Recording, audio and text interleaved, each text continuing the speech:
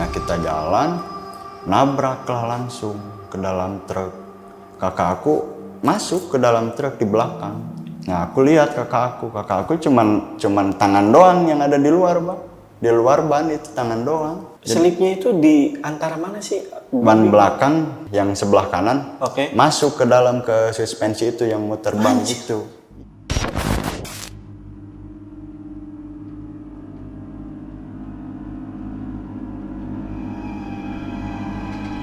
Nah aku minta tolong tuh bang ke orang yang berdua itu buat ngebuka si bannya. Nah aku udah kayak gimana ya, udah gagu, nggak bisa ngapa-ngapain, udah sedih juga kan. Aku berpikirnya kayak gini bang, itu darah kan turun tuh ke bawah tuh, pada ke jalan tuh darah, si darah. Nah aku berpikirnya cuma dua kemungkinan bang, mati. Ya udahlah aku kasih. Nah pas dia ngasih dia bilang, selamat ya, kamu udah selamat, kamu udah selamatin hidup kamu sendiri. Kamu udah ngasih ini, kepala ini sebagai gantinya kamu dan kepala kakak kamu, katanya gitu.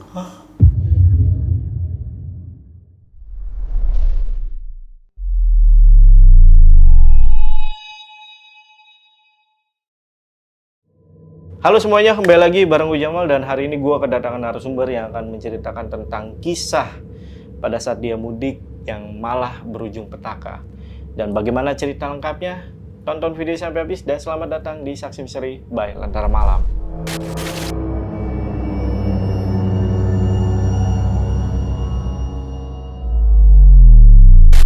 Oke, di sini udah ada narasumbernya, namanya Mas Agam. Kita sapa dulu aja. Halo Mas Agam, apa kabar Mas? Halo bang. Baik ya Mas ya? Alhamdulillah baik. Gimana Mas perasaan Mas Agam ini setelah Mas Agam ini ngalamin kejadian horor pada saat mudik ya Mas ya? Ya mungkin kalau dari suatu kejadian ya ada kisah sedihnya juga sih bang, sedihnya terus ada hikmahnya juga di balik itu semua gitu bang. Jadi nggak semua tentang lika-liku kehidupan kita itu nggak hampa, jadi ada hikmahnya juga gitu bagi aku bang. Oh, oke. Jadi semenjak kejadian mudik yang bakal diceritain ini banyak hikmah tuh di situ. Iya, banyak hikmah. Itu tahun berapa, Bang? Tahun 2023 kemarin. Oh, berarti itu tahun lalu ya, Mas? Iya, tahun lalu. Nah, ini katanya sampai kondisi kakak ya. Karena ini katanya mudiknya berdua sama kakak. Iya, berdua. Itu parah. Parah, Bang.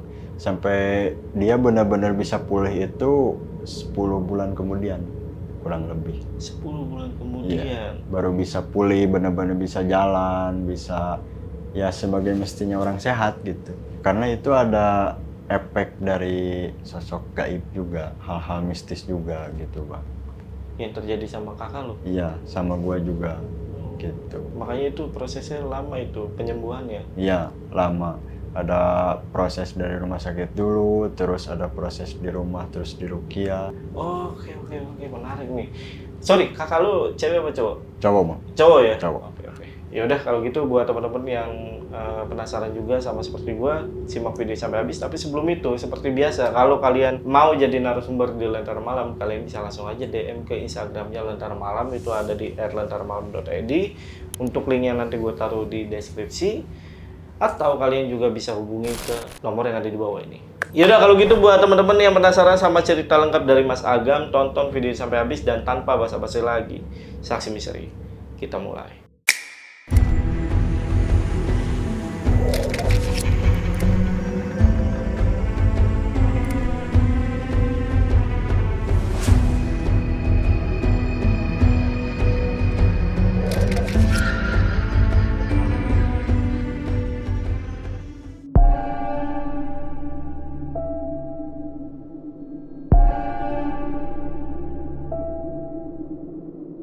Dulu itu kita bekerja di Jakarta Pak, di Jakarta Selatan, kita berdua sama kakakku.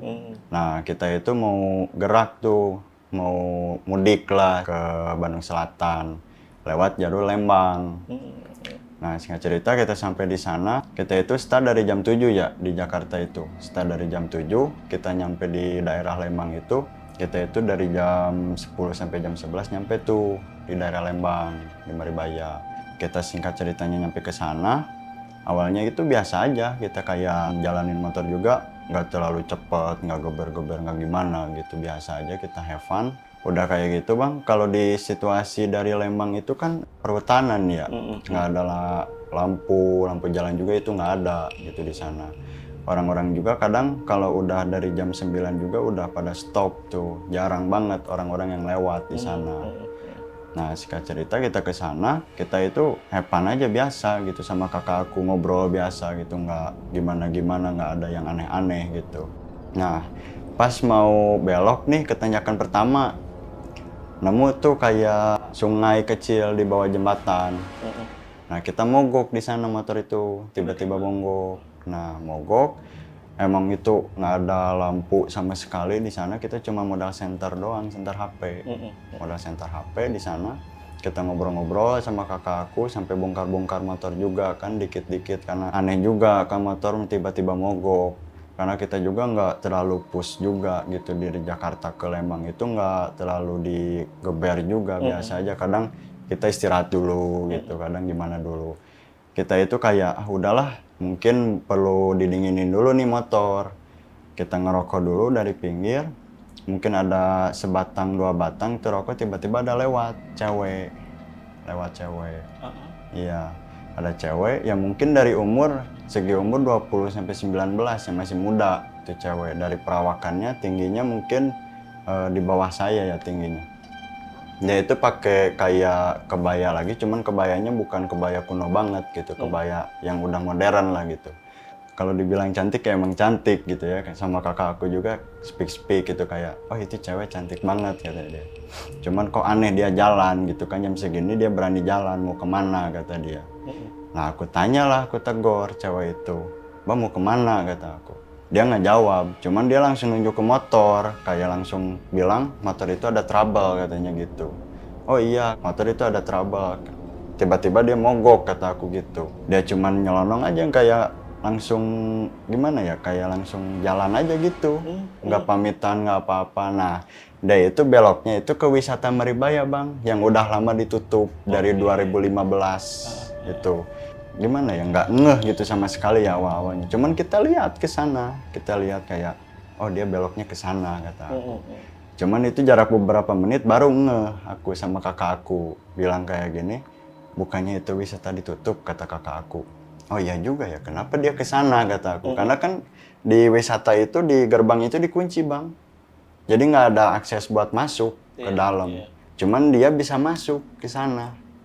Nah itu yang jadi anehnya. Nah, aku secara penasaran gitu sama kakak aku. Aku ke sana, jalan. Dekat cuma nyebrang doang kan ya. Ke sana jalan, kita senter-senterin, emang itu bener-bener tertutup, Bang. Kalau di searching dari Google itu ada wisata Maribaya yang udah ditutup. Emang udah tutup lama. itu ya? Iya, udah lama itu. Anjir, terus. Nah, singkat cerita, kita mulai agak parno tuh, kayak anjir itu apaan ya, kayak udah speak lah, udah kemana-mana gitu, udah segala macam. Tiba-tiba motor jalan tuh bang, motor jalan. Dicoba hidup dihidupin? lagi. Iya, Nyala? Jalan tuh motor, coba dihidupin lagi, emang jalan itu motor. Nah, gantian tuh aku yang nyetir, karena takut juga dia capek kan, dari Jakarta juga kan jauh. Nah, aku yang nyetir, nggak sampai beberapa menit mogok lagi bang, motor itu. Posisinya emang bener-bener gelap banget. Aku mundur lagi ke belakang, mundur lagi ke tempat semula itu. Karena kan kalau di depan itu nggak ada tempat pinggiran kayak gitu, langsung jalan aja gitu. Takutnya kan ada orang atau gimana, nggak kelihatan. Aku mundur ke belakang, aku cek lagi tuh motor. Tetap aja gitu, aman aja itu motor, aman aja. Singkat beberapa waktu lagi, nyala lagi. Cuman tetap aja mogok lagi gitu. Udah 3 kali tuh mogok. Udah agak muak juga kita kan. Udah nelponin tuh pihak yang ada di rumah, ya pengennya dijemput sih awalnya. Cuman nggak ada yang ngangkat telepon dari kita karena mungkin udah pada tidur ya. Aku jalan aja ke depan cari-cari orang tadinya. Mau cari-cari orang cuman nggak dapet. Kakak aku masih coba untuk nyalain motor. Alhamdulillah tuh nyala tuh motor. Nyala. Dan jalan sampai tuh tanjakan terakhir sebelum tanjakan Emen. Nah, abang pasti tahu lah cerita tanjakan Emen kayak gimana kan ya. Ya sebelum tanyakan Emen itu ada tanyakan terakhir di Maribaya, emang curam banget itu tanyakan sambil bulak belok juga kan letter S gitu belokannya. Nah pas belokan pertama aku ngeliat ada mobil di pinggir truk gede itu yang warna kuning. Dia nggak pasang rambu-rambu dan tiba-tiba turun kabut bang, turun kabut itu tiba-tiba. Pas aku belok aman-aman aja ya awal-awalnya aman-aman aja kayak aku punya feeling gitu kayak oh ini aman karena emang pandangan itu udah tertutup banget bang. Dan kalau diceritain bang selama saya di Bandung, sama saya di Lembang nggak pernah tuh kabut kayak gitu bang. Sampai nggak tembus banget itu lampu itu nggak pernah bang. Cuman ini bener-bener kayak tembok aja gitu kabutnya. Nah kita jalan nabrak lah langsung ke dalam truk. Kakak aku masuk ke dalam truk di belakang truk. Tubuhnya masuk dia. Jadi masuk kayak selip lagi gitu. Tubuhnya aku kelempar ke kanan. Cuman motor nggak kenapa-napa. Nah aku lihat kakak aku cuman tangan doang yang ada di luar bang. Di luar ban itu tangan doang. Segini, tangan doang gini. Ah ya Allah itu kakak aku aja. Turun tuh yang punya truknya. Dia lagi pada di pinggir pada ngerokok. Bang ini gimana kata aku bantuin. Bang iya kunaon aya naon saya kata emang itu. Ada apa ini katanya. Ini kakak aku bantuin. Kakak aku itu nggak bisa dibuka bang, nggak bisa ditarik. Iya, jadi selip aja gitu di dalam. Selipnya itu di antara mana sih? Ban belakang yang sebelah kanan masuk ke dalam ke suspensi itu yang muter ban itu. Iya, masuk dia nggak bisa keluar dia. Nah aku minta tolong tuh bang ke orang yang berdua itu buat ngebuka si bannya. Nah aku udah kayak gimana ya, udah gagu, nggak bisa ngapa-ngapain, udah sedih juga kan. Aku berpikirnya kayak gini bang, itu darah kan turun tuh ke bawah tuh, pada ke jalan tuh darah, si darah. Nah aku berpikirnya cuma 2 kemungkinan bang, mati sama selamat juga nggak bakalan mungkin gitu aku ya. Kayak udah darah itu udah bener-bener banyak itu di ban truk. Nah mereka itu ambil kunci-kunci segala macam dan dia buka tuh ban truknya. Itu serasa lama banget bang pas buka ban truk itu kayak mungkin aku juga ya perasaannya udah kacau, bener-bener kacau gitu. Aku sempat bilang kayak bang buru dong, cepet-cepet dong kayak gitu kata aku. Kasihan nih kakak aku. Nah kakak aku itu diam doang, nggak bersuara, nggak ngapa-ngapain dia, tangan juga diem dia. Makanya aku bisa berpikir kayak wah dia itu kayak udah mau meninggal kata aku gitu. Nah aku itu kayak parno juga nelponin orang tua gitu, nggak pada diangkat gitu segala macam. Aku sampai mondar-mandir sana sini gitu bang. Aku juga kayak, duh ya Allah gimana lagi gitu, ini harus gimana kata aku. Posisi juga bang, kaki aku juga ini sebenarnya kena tulang kering.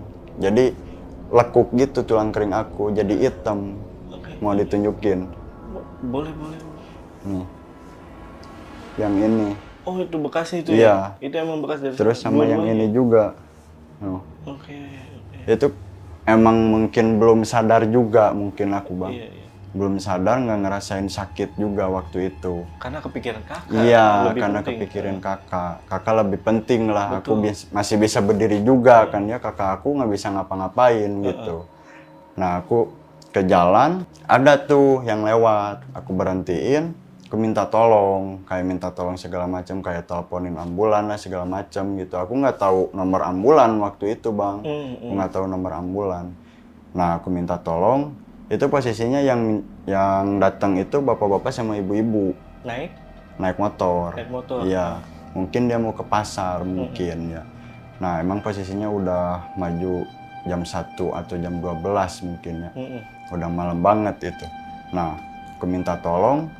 Dan semua pada panik tuh, mungkin ya ibu-ibu juga terutama ya, pada panik kayak teriak-teriak gitu, Allahu Akbar, ini kenapa katanya gitu. Karena darah juga bang udah benar-benar ke jalan itu bang, udah bukan sedikit lagi itu darah, benar-benar banyak itu bang darah. Itu udah kebuka belum posisi? Belum itu, masih susah, kayak nyelip, jadi kayak nyelip, susah bener gitu. Padahal itu si baut-bautnya itu udah kebuka bang. Udah diketok-ketokin tuh segala macem, masih aja tetap nggak kebuka gitu. kisaran 40 sampai 35 menit baru tuh kebuka ban truk. Posisi udah banyak tuh warga di sana. Oke, udah rame. Udah rame. Tuh warga di sana udah rame.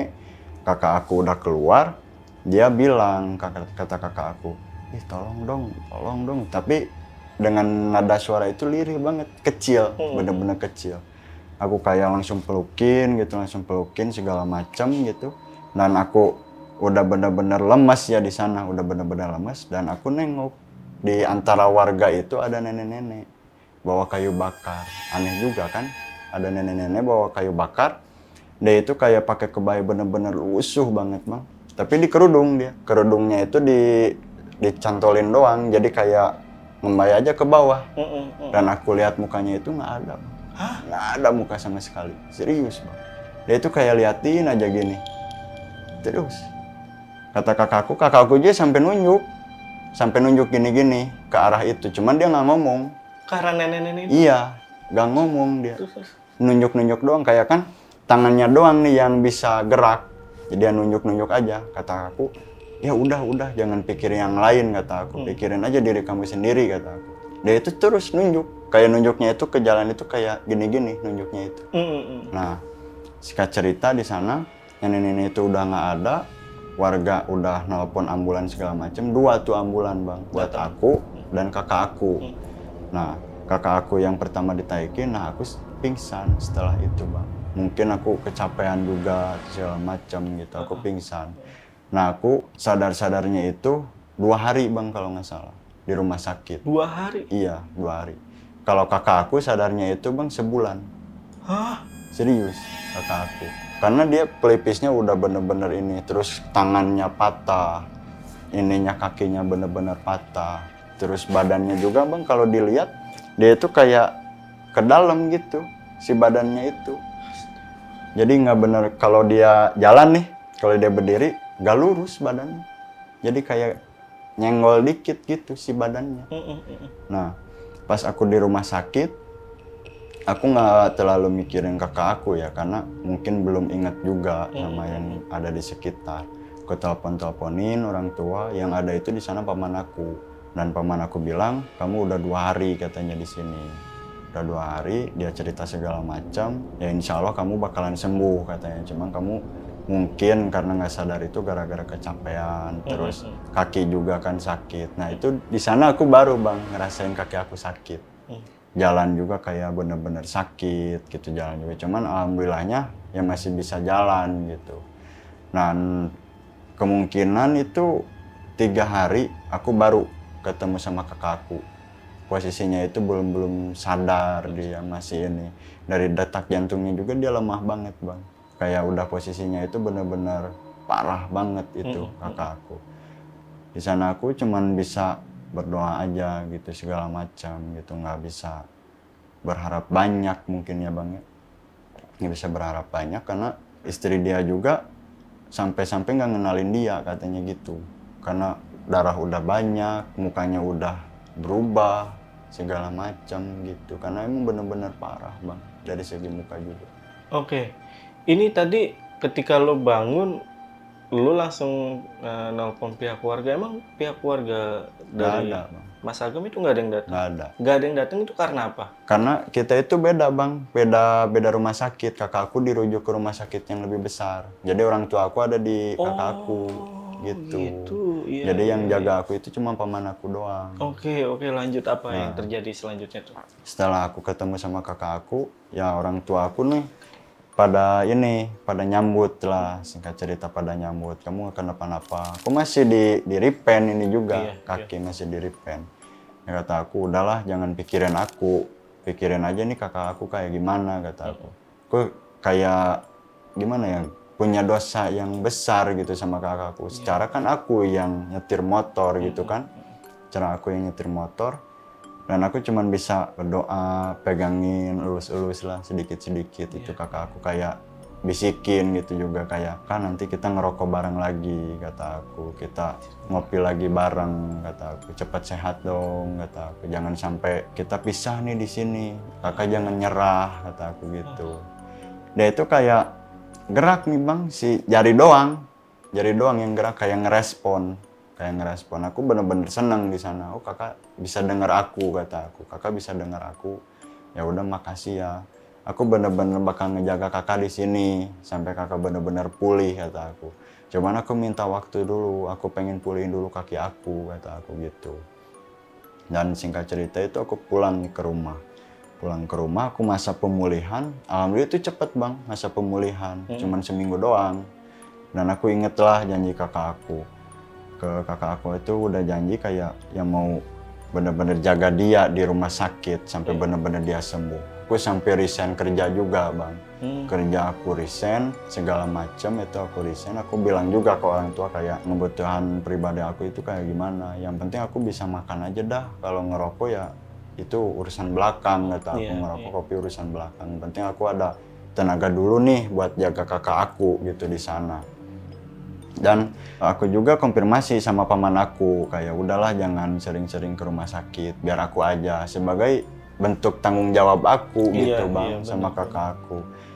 Dan waktu seminggu berselang aku benar-benar udah stay itu di rumah sakit bang, mau siang mau malam mau pagi aku benar-benar stay di sana nunggu kakak aku siuman gitu.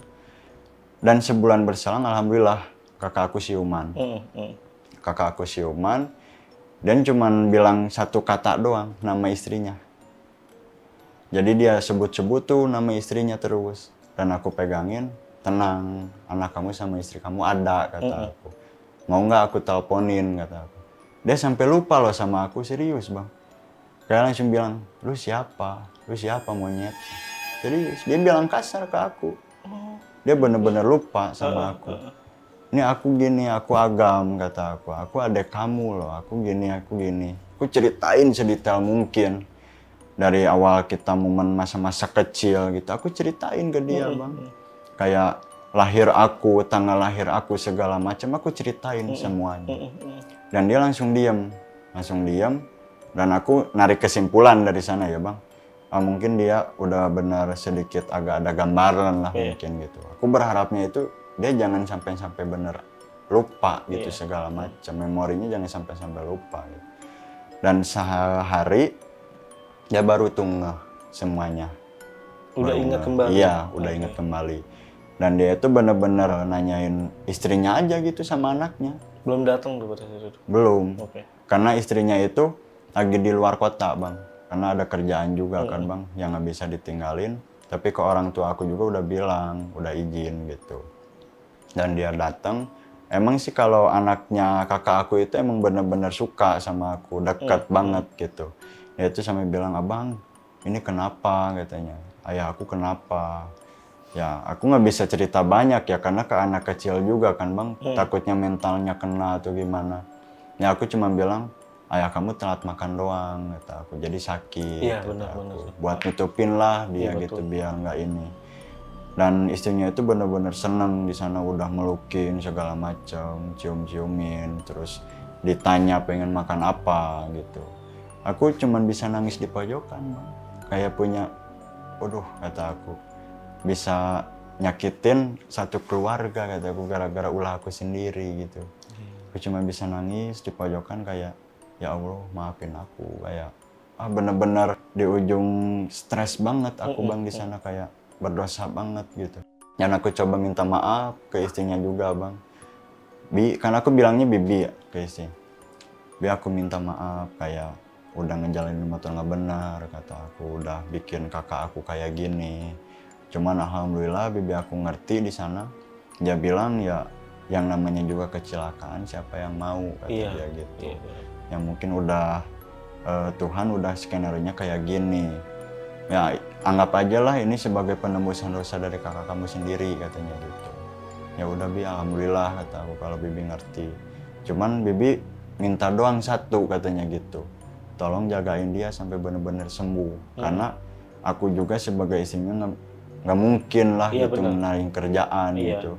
Karena anaknya juga kan mau makan apa, katanya gitu.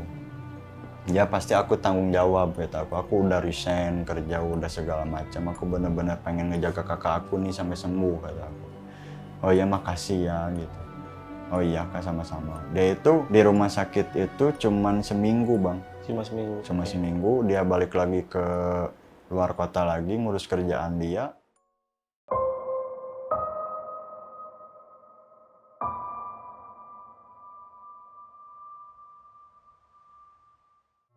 Alhamdulillah kakak aku udah bisa jalan, udah bisa duduk gitu. Makan makanan berat juga udah bisa dia. Sebelumnya emang makannya cuman air sayur doang, kadang kayak gitu kan. Kasihan juga aku lihatnya. Kadang kalau aku makan juga gak di hadapan kakak aku karena kasihan juga. Takutnya dia ngiler kan, pengen gitu. Nah aku juga sempat singgung sih ke kakak aku tentang cerita yang gadis itu bang. Yang ketemu di jalan waktu motor mogok. Oh ini lagi flashback nih, lagi cerita iya, lagi nih. Lagi cerita. Aku nanya ke kakak aku, Bang, lu masih inget gak gadis yang pertama kali lu lihat sama aku di jalan waktu motor mogok, kata aku. Dia sambil makan langsung inget-inget. Oh iya, kata dia, yang di seberang kan ya? Oh iya, anjir dia cantik katanya dia gitu. Dia malah terkesima sama kecantikannya. Iya. Oh dia cantik katanya. Iya dia cantik, cocok kali ya jadi jodoh aku, kata aku gitu. Aku ngecariin suasana bang di sana biar nggak canggung juga kan sama kakak aku, biar nggak stres juga kakak aku. Cuman dia bilang kayak gini, kok dia bisa ya jalan ke sana, kata dia gitu. Jalan kemana, kata aku. Ya jalan ke wisata itu yang udah ditutup lama, katanya gitu. Bahkan warga di sana juga yang asli sana nggak bakalan bisa tuh masuk ke sana, katanya gitu. Emang bener-bener susah akses ke sana gitu. Ya berdoa aja ya, kata aku. Mungkin sebelumnya wanita itu emang ngasih tanda, kata aku, kita semoga di jalannya itu lebih berhati-hati gitu. Mungkin, kata aku. Cuman kitanya itu nggak ngeh. Oh iya ya kali itu ya. Ya kita juga ngeh juga, kayak kita nggak berdoa sebelumnya gitu, sebelum perjalanan gitu, nggak berdoa. Kita cuman hepan aja, malah nyalain rokok jalan gitu. Nah aku juga nanya lagi ke kakak aku, Kak, kamu yang nunjuk-nunjuk itu nunjuk ke siapa sih? Aku cuma nyinggung doang bang, kayak mungkin dia halusinasi atau apa gitu kan, kita nggak tahu gitu.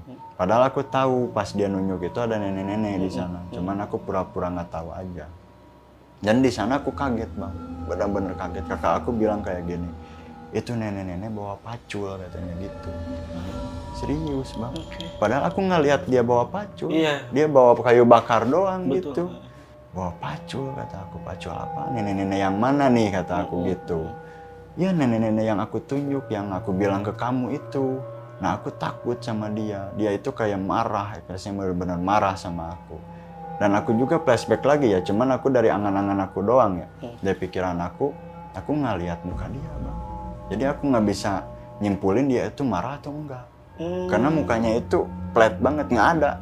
Mau mata, mau apapun itu nggak ada. Cuma kakak aku lihat, dia itu mukanya marah, katanya gitu. Kata aku, marah dari mana? Kata aku nggak lihat mukanya gitu. Cuman kau juga pura-pura nggak tahu sama kakak aku. Ya aku juga bang ngerti, pas abang nunjuk ke arah itu aku nggak lihat apa-apa bang, cuma lihat warga doang, kata aku gitu. Oh ya udah, mungkin aku halusinasi aja ya, katanya gitu.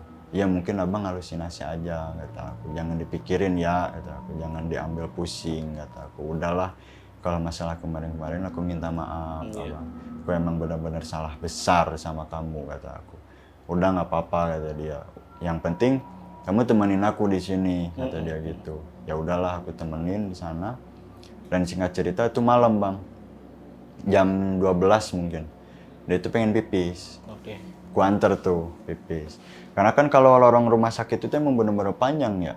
Bener-bener panjang, dan si toiletnya itu bener ada di ujung gitu bang. Aku anterin dia sambil gendong-gendong infusan gitu kan. Aku anterin. Nah dia singkat cerita dia pipis, dan pas keluar di lorong ada wanita bang. Ada wanita diem. Kayak kalau deskripsi mungkin kalau sekarang kayak kuntilanak setelannya itu. Nah kan tadi sepi ya, kata aku, nggak ada siapa-siapa, kata aku. Nah pas lihat cewek itu, kakak aku bengong gitu ke dia. Emang dia itu kayak bisa ngeliat gitu, bisa ngerasain sesuatu yang kayak gitu. Gitu. Dan dia lihat, dan dia itu langsung megang ke aku, kayak langsung, udahlah kita lewat aja. Tapi dengan syarat permisi dulu, kata dia gitu. Mau lewat kayak gimana, dia di tengah-tengah, kata aku. Udah bisa kita melempar aja pojokan kayak jalan kepiting, kata dia gitu. anjing serem banget kata aku. Aku nggak mau, aku mending diam aja di sini kata aku. Sampai dia bener-bener hilang kata aku gitu. Udah, dia nggak bakalan hilang sebelum kita masuk lagi ke ruangan. Lu bayangin bang, kita lewat sosok yang begituan depan muka gitu kan, kita nggak mau ya, kita takut ya. Ya udahlah kata aku pengen pejamin mata aja, abang yang nuntun jalan aku kata aku gitu. Ya udah sini kata dia. Aku jalan sambil megangin kakak aku, pas bener-bener jalan itu bener-bener wangi bang, kayak wangi melati, bener-bener wangi itu banget. Si sosok cewek itu bener-bener wangi. Dan aku jalan pinggir, emang sih rasa penasaran aku kalah ya. Aku buka mata sedikit dan pas aku lihat wanita yang sama bang. Wanita yang sama yang sebelum aku mogok itu bang. Wanita yang sama itu. Aku lihat, yang kemarin kata aku, yang kemarin kata aku. Ada apa nih? Aku udah keringat dingin kan ya, udah flashback ke belakang lagi gitu. Aku bilang, udahlah aku jalan kata aku. Aku lari bang, aku ninggalin kakak aku. Serius aku lari ninggalin kakak aku. Dan aku buka kunci, aku bukain aja itu pintu. Kakak aku santai aja dia, kayak jalan santai aja. Dia bilang, goblok lu ninggalin gua katanya gini. Nah aku nggak bilang sama sekali, aku diem aja di pojokan bang, kayak langsung ngusap-ngusapin tuh keringet dingin karena emang pada keluar ya, emang pada takut aku deh. Nah di sana aku bilang ke kakak aku, kata tadi lu lihat mukanya nggak kata aku. Enggak, serius kata dia. Itu wanita yang sama kata aku, yang waktu kita mogok di jalan kata aku. Oh serius kata aku. Aku nggak lihat mukanya, aku malah lihat ke tembok. Aku juga sama takut kata dia gitu. Itu serius banget aku lihat mukanya dia. Meskipun emang si rambutnya itu ngerai ke bawah gitu, aku lihat bang, itu mukanya sama gitu, gadis yang sama kata aku. Nah aku juga ngobrol tuh panjang lebar sama kakak aku di sana. Dia itu kayak ada apa ya kata aku, ada hal apa lagi nih kata aku. Kedepannya bakal ada apa nih? Kata kakak aku, udahlah jangan dipikirin. Kita sebagai sosok manusia kastanya lebih tinggi daripada mereka katanya gitu. Ya aku juga agak sedikit tenang di sana. Kayak cerita aku tidur tuh sehari, 2 hari, 3 hari, 4 hari itu nggak ada cerita apapun, nggak ada kejadian apapun, kita normal-normal aja.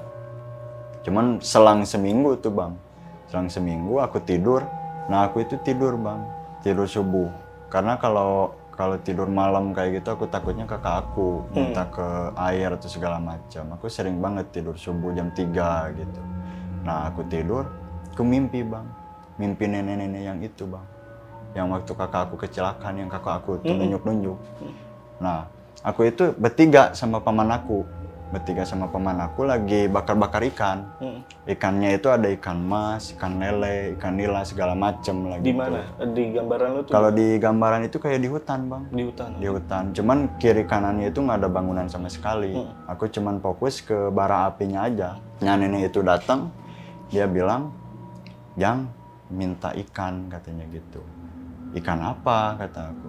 Ya ikan itu katanya gitu. Cuman kakak aku sama paman aku kayak nggak ngeh ada nenek itu, cuman aku aja yang ngeh.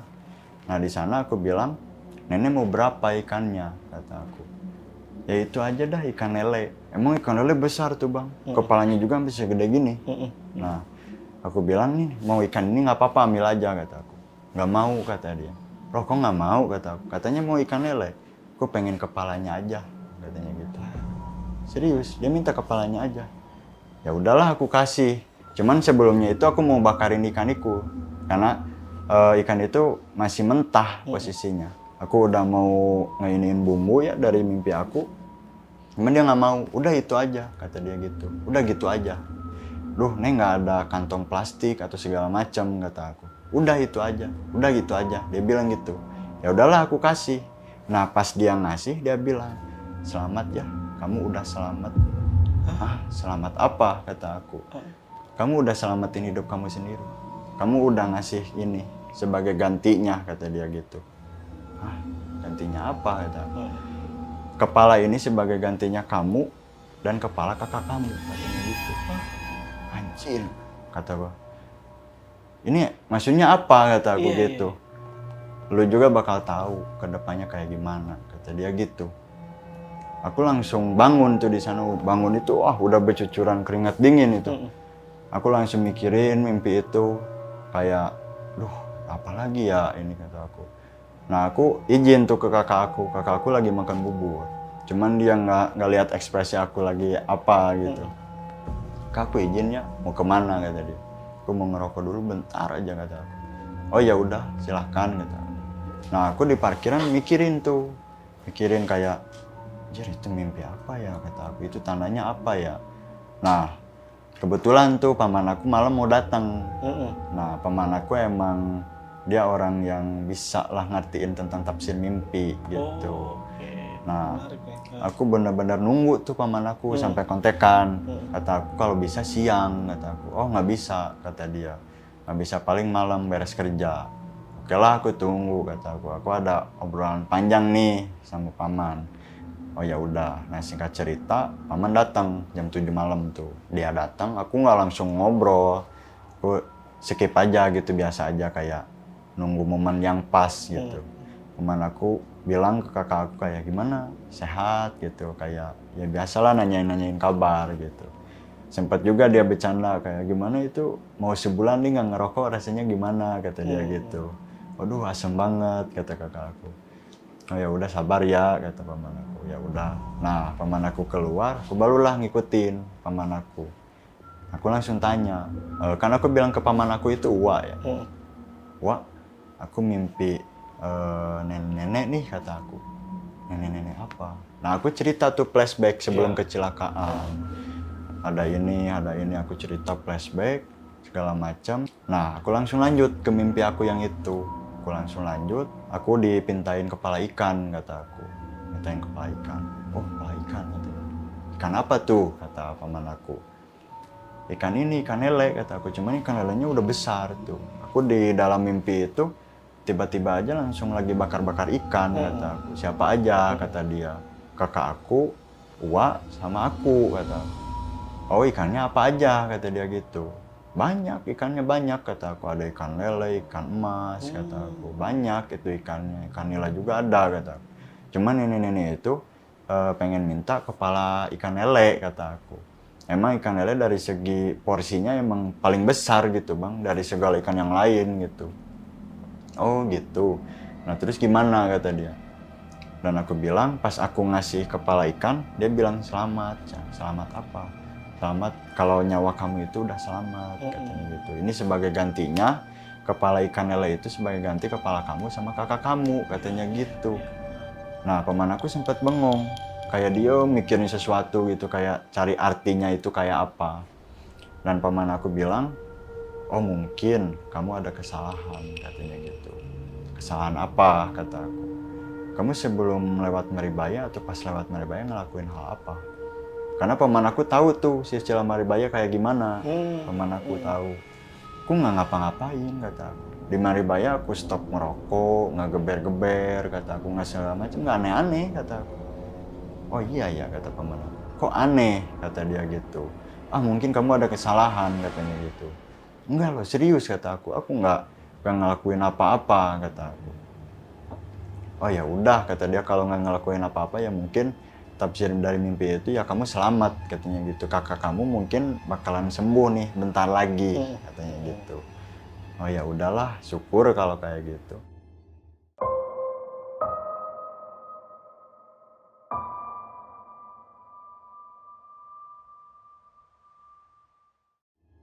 Nah jam 11 dia pulang tuh ke rumah. Dia pulang ke rumah, aku masuk lagi ke dalam, kakakku udah tidur. Nah kakakku udah tidur, dia tiba-tiba bangun, pengen ngobrol, mungkin gabut ya sama aku, pengen ngobrol. Dan kita ngobrolnya itu malah flashback lagi ke belakang, ke anak gadis itu. Iya. Nah pas ke anak gadis itu, kita bilang, kayak awalnya kita bercanda-canda aja ya, kayak lo bang pas lewat ke depan dia bau apa, kata aku gitu. Oh iya bau ini, bau melati, kata dia, emang benar-benar wangi, kata aku. Oh iya ya, tapi dia ini loh, kata aku, kayak emang benar-benar hantu atau apa, kata aku. Aku pura-pura nggak tahu aja di sana gitu.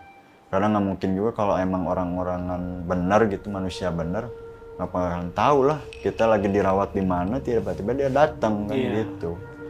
Nah kata aku, ya udahlah bang, kalau emang dia hantu, emang dia bakalan nganggu kita atau gimana, kata aku. Aku pengen tahu banget tentang dia gitu. Nggak tahu tuh, kata dia. Nah kita itu ngobrolin aja terus tentang dia. Ngobrolin tentang dia. Ada satu momen bang, dari atap ada cewek bilang, "Ker ngomongkeun urangnya. Kalau bahasa Indonesia itu lagi ngomongin aku ya." Bilang gitu bang, serius bang. Aku berani sumpah itu bang. Kata aku, anjing itu apaan tuh, kata aku. Apaan tuh? Aku sambil tengok-tengok kan nih sama kakak aku. Anjing nggak bakalan bener. Aku pengen pulang, kata dia. Aku pengen pulang. Sampai dia mau cabutin impusan. Emang bener-bener udah takut. Aku pengen pulang, kata dia. Aku pengen pulang. Udah tahan, kata aku. Udah. Itu cuman halusinasi aja kita. Udah. Jangan dipikirin, kata aku. Yang dipikirin udah, kata aku. Jangan benar-benar kita terpaku sama hal itu. Jangan, kata aku. Udahlah, aku udah gak kuat, kata dia. Aku udah gak kuat, aku udah segala macam, udah gini. Udah, kata aku. Udah, aku benar-benar tenangin dia gitu. Karena ya gak bakalan mungkin lah kalau emang kita tiba-tiba keluar gitu dari rumah sakit langsung pulang gitu ke rumah, kan gak bakalan mungkin gitu. Aku benar-benar tenangin dia. Dan aku tidur di samping dia. Meskipun sambil duduk ya gitu, sambil duduk aku tidur samping dia. Nah aku besoknya aku pulang ke rumah bang, karena ada urusan. Aku pulang ke rumah selama 3 hari. Emang nggak ada momen apapun itu dari kontekan kakak aku itu, emang aman-aman aja bang. Nah singkat cerita 3 hari, aku datang lagi tuh ke rumah sakit. Nah langsung di sana, paman aku sama kakak aku cerita. Kakak aku itu cerita bahwa dia pas mau ke toilet, pas mau buka pintu nih, dia nengok ke belakang. Ada manusia sosoknya setengah ular. Manusia setengah ular. Jadi setengah, yang kanannya itu ular, kirinya manusia. Dia langsung pingsan di sana. Langsung pingsan. Jadi nggak ingat apa-apa. Dia pingsan, nah sama paman aku dinetralisir.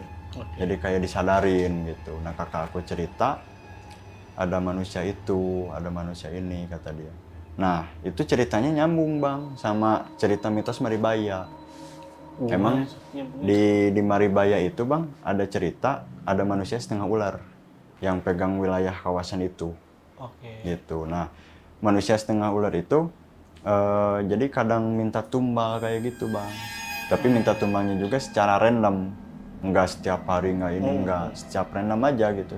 Kayak kemauan aja dia gitu. Nah, paman aku itu cerita masalah Maribaya itu. Nah, ada gadis dari 2010 tuh.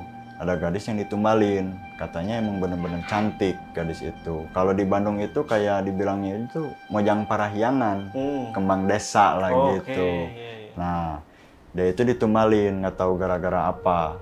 Mungkin kata paman aku itu kayak pesugihan lagi gitu katanya. Ditumbal ini gimana itu? Jadi kata paman aku itu, maaf ya bang, disembelih. Jadi si darahnya itu pakai guci gitu bang, disimpan di sana. Tapi kalau kata paman aku, kalau raganya emang dikubur bang, dikubur secara layak. Cuman diambil darahnya doang, katanya gitu bang. Nah, jadi ada batu itu tengah-tengah sungai. Cuman sungainya dangkal, cuman sekaki doang. Sungainya dangkal, tapi batunya itu mungkin seukuran 3 orang dewasa bang, batunya itu. Nah, emang di sana emang banyak sajen yang kayak gitu bang. Banyak juga orang yang mungkin berkunjung ke sana untuk naikin ilmu, katanya gitu. Ada juga yang cari pesugihan segala macam, aku nggak ngerti ya masalah itu. Nah, manusia setengah ular itu emang yang pegang di sana bang. Jadi sering minta tumbal, katanya sering gitu. Di sana itu kayak langsung lah pada ini bang, pada booming di sana itu, karena tiba-tiba aja ada sajen berbentukan darah. Itu karena sebelumnya nggak ada tuh bang sajen darah, mungkin ayam yang kayak gitu bang, sajen pada umumnya lah. Nah besoknya itu ada tuh juru kuncinya di sana, kunciannya, dan dia bilang kok ada darah, katanya gitu, ada darah di sini, ini darah siapa, katanya gitu. Emang bener-bener ditanyain lah semuanya, termasuk paman aku bang, paman aku. Nah paman aku ditanyain, katanya lihat orang nggak yang gini, yang ini darah apa, katanya gitu. Ya kalau darah hewan ya lazim mungkin ya, wajar-wajar aja. Cuman takutnya darah yang manusia itu bang, takutnya. Nah, cerita itu keungkap gara-gara ada polisi bang. Polisi? Iya, Oke. ada polisi. Jadi si gadis itu udah dicurigai sama warga. Kenapa tiba-tiba hilang? Nah, si keluarga itu bilang gadis itu merantau.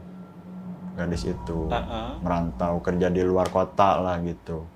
Cuman ditungguin beberapa tahun mungkin nggak balik-balik bang gadis itu. Oh, lama juga ya prosesnya, Iya, ditungguin beberapa lama tahun juga, ya? iya.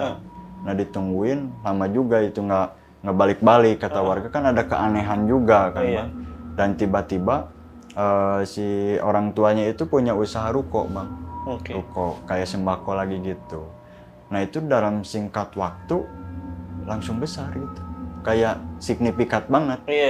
Jadi langsung kayak rukonya itu tiba-tiba besar aja gitu, jadi pesat banget. Cuman dari sifat dia juga bang jadi berubah, sifat dia juga jadi berubah. Yang awalnya si bapak itu baik gitu, humble gitu ke orang-orang, jadi lebih cuek, jadi lebih misterius mungkin ya bang, lebih misterius. Nah si istrinya juga udah nggak kelihatan lagi waktu itu.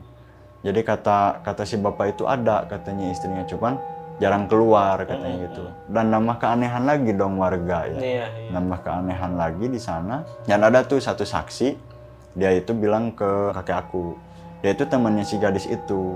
Jadi rumahnya itu pinggir-pinggiran bang, seberang-seberangan. Nah si saksi itu bilang, ini cewek ya bang, dia bilang di jendelanya itu ada sosok ular katanya besar bang. Jadi kayak lagi nempel di jendela katanya gitu. Dan kakek aku juga bilang, emang rumah itu banyak keanehan katanya gitu. Cuman ya kamu jangan langsung berkesimpulan ke sana katanya gitu. Udahlah kita berpikir aja secara positif tuh, jangan sampai kita suuzon dulu ke orang katanya. Mungkin bapak itu lebih cuek, lebih ini gara-gara anaknya merantau, jadi sering kepikiran. Kata kakek aku gitu.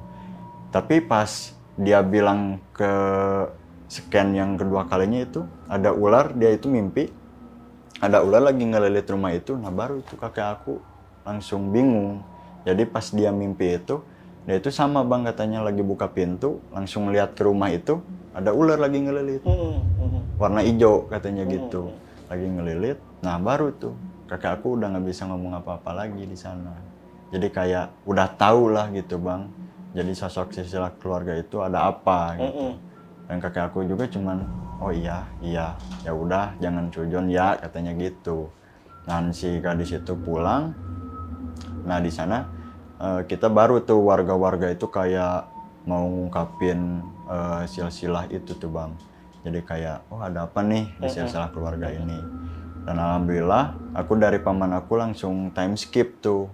Time skip, jadi diceritainnya itu langsung ketangkap gara-gara si bapaknya itu bilang anaknya ngerantau, tapi pas ditanya deskripsinya itu kadang berubah-ubah bang. Jadi bilang merantau ke sini, kadang kemana gitu-gitu. Nah jadi kan curiga itu polisi. Nah curiga polisi akhirnya keungkap dan mayatnya itu udah bertahun-tahun dikuburin bang. Udah meninggal di belakang rumahnya. Di belakang rumahnya? Iya. Katanya bang. Wah, jadi berarti ini dikembali sama keluarganya sendiri, iya. Bapaknya tepatnya? Iya, dan istrinya itu jatuh lumpuh gak lama setelah kejadian itu bang. Oh, ada berarti? Ada, tapi masih hidup, cuman nggak bisa ngomong apa-apa. Jadi kayak lumpuh aja langsung gitu. Oh pantas kata kakek aku, jadi ada signifikan banget nih tentang usaha dia. Mungkin dia ngelakuin pesugihan kata dia gitu. Cuman itu belum terungkap tuh bang, belum terungkap kayak si cewek itu ditumbalinnya kayak gimana. Belum terungkap. Oke, pas ditangkap itu belum terungkap. Belum terungkap itu.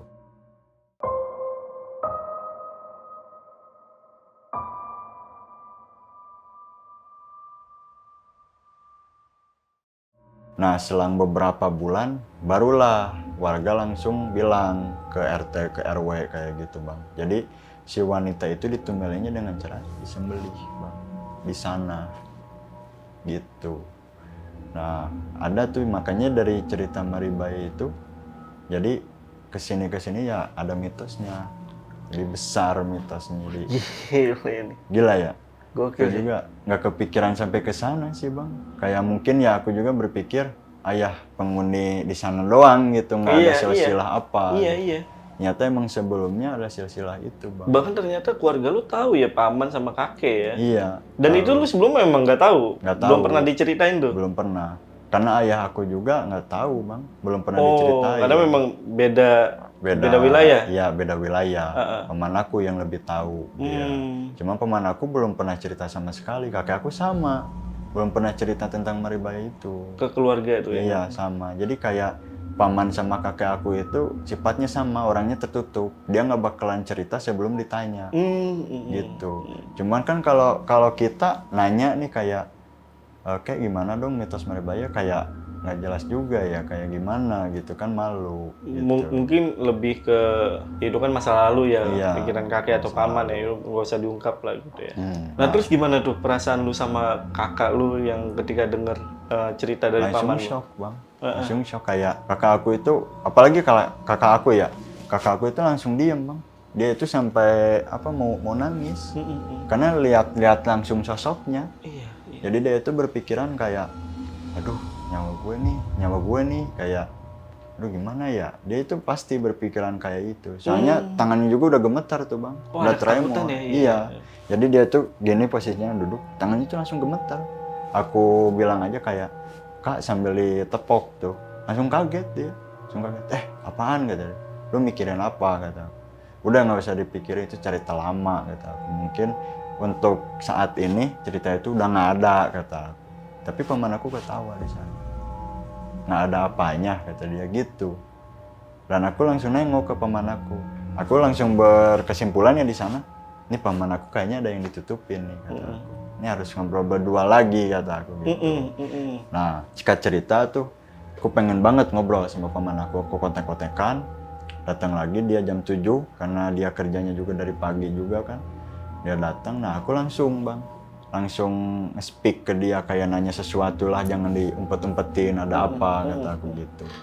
Nah paman aku langsung cerita, ini sebenarnya waktu kamu ngasih kepala ikan itu bukan kamu selamat sebenarnya, tapi apa kata aku, itu ancaman nyawa kamu. Serius dia bilang kayak gitu. Nah aku langsung marah di sana. Ya lu kenapa nggak bilang dari awal dong kata aku. Kenapa harus nyembunyiin kayak gini? Ya aku kasihan sama kakak aku. Ya seenggaknya ke aku ya terbuka gitu kan bang. Ya aku nyembunyiin.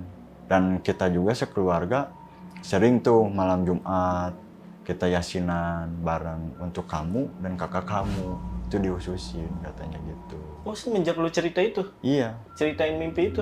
Langsung yasinan. Aku nggak tahu bang, karena aku di rumah sakit. Iya. Nah paman aku langsung cerita, itu yasinan kata dia gitu. Anjir, epic banget. Terus. Anjir kata aku, kayak orang ini ya bener-bener di ujung banget gitu kata aku.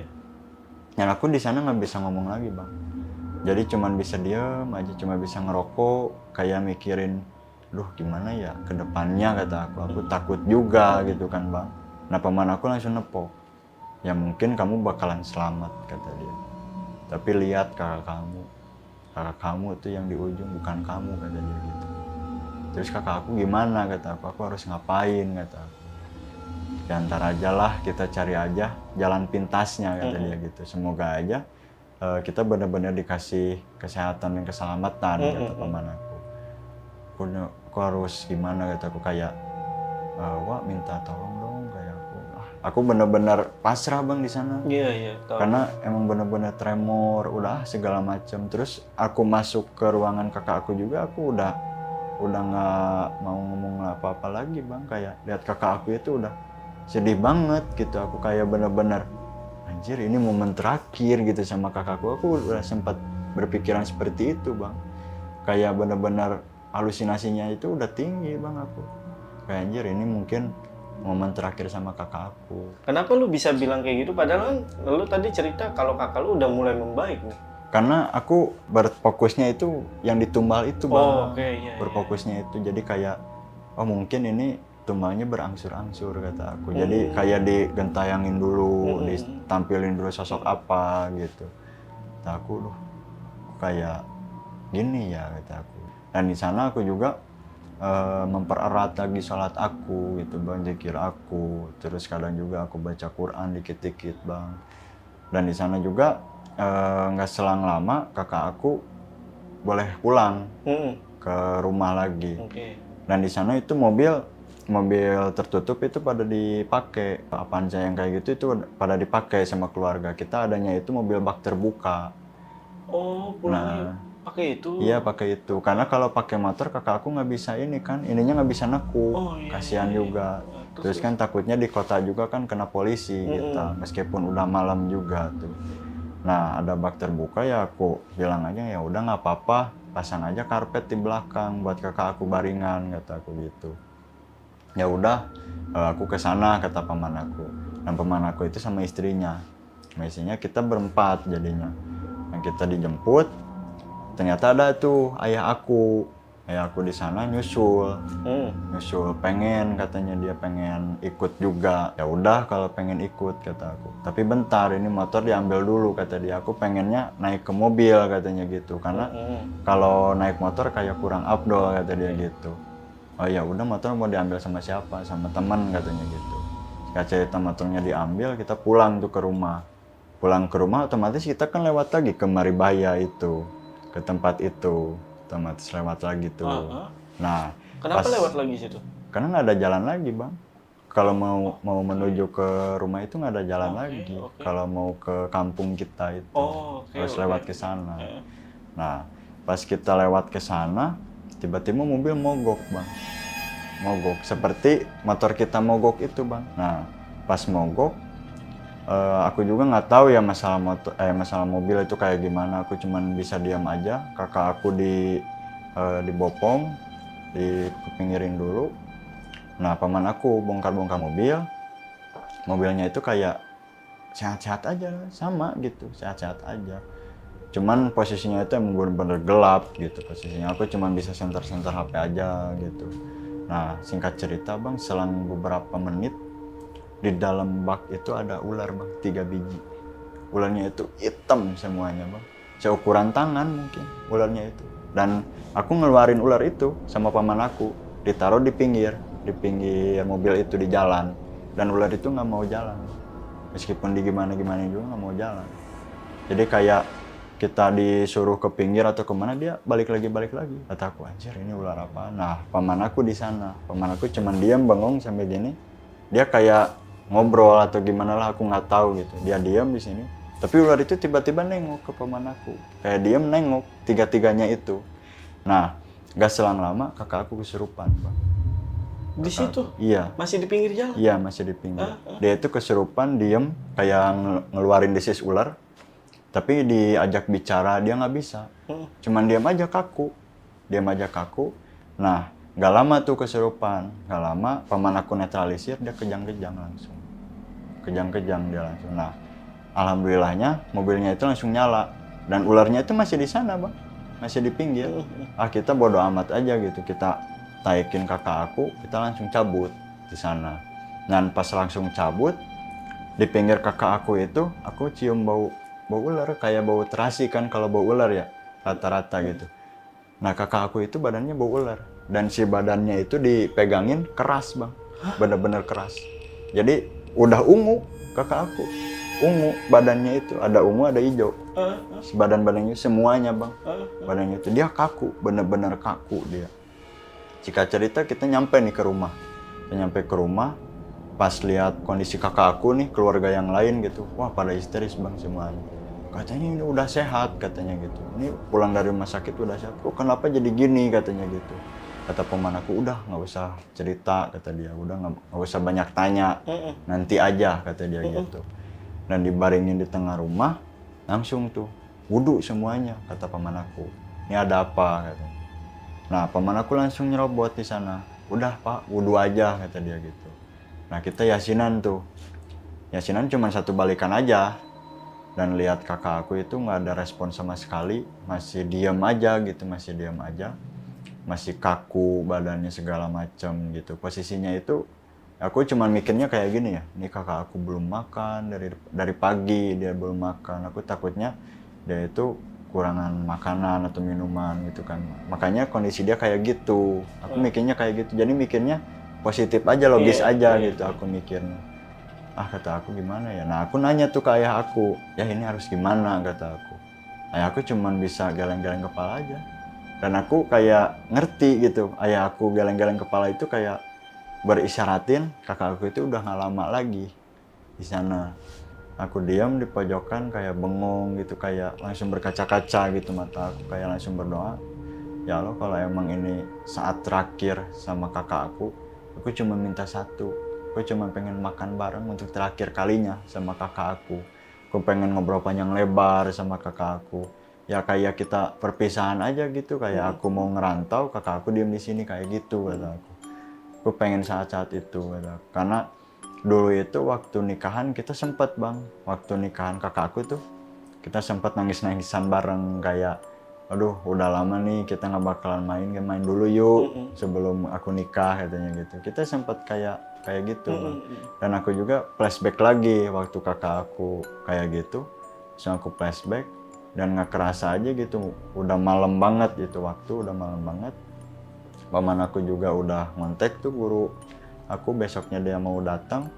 Itu suasananya masih sangat-sangat ramai itu bang, keluarga masih sangat-sangat ramai, masih ngelingkar aja gitu di hadapan kakak aku. Cuma kakak aku masih belum respon sama sekali bang, jadi diam aja gitu.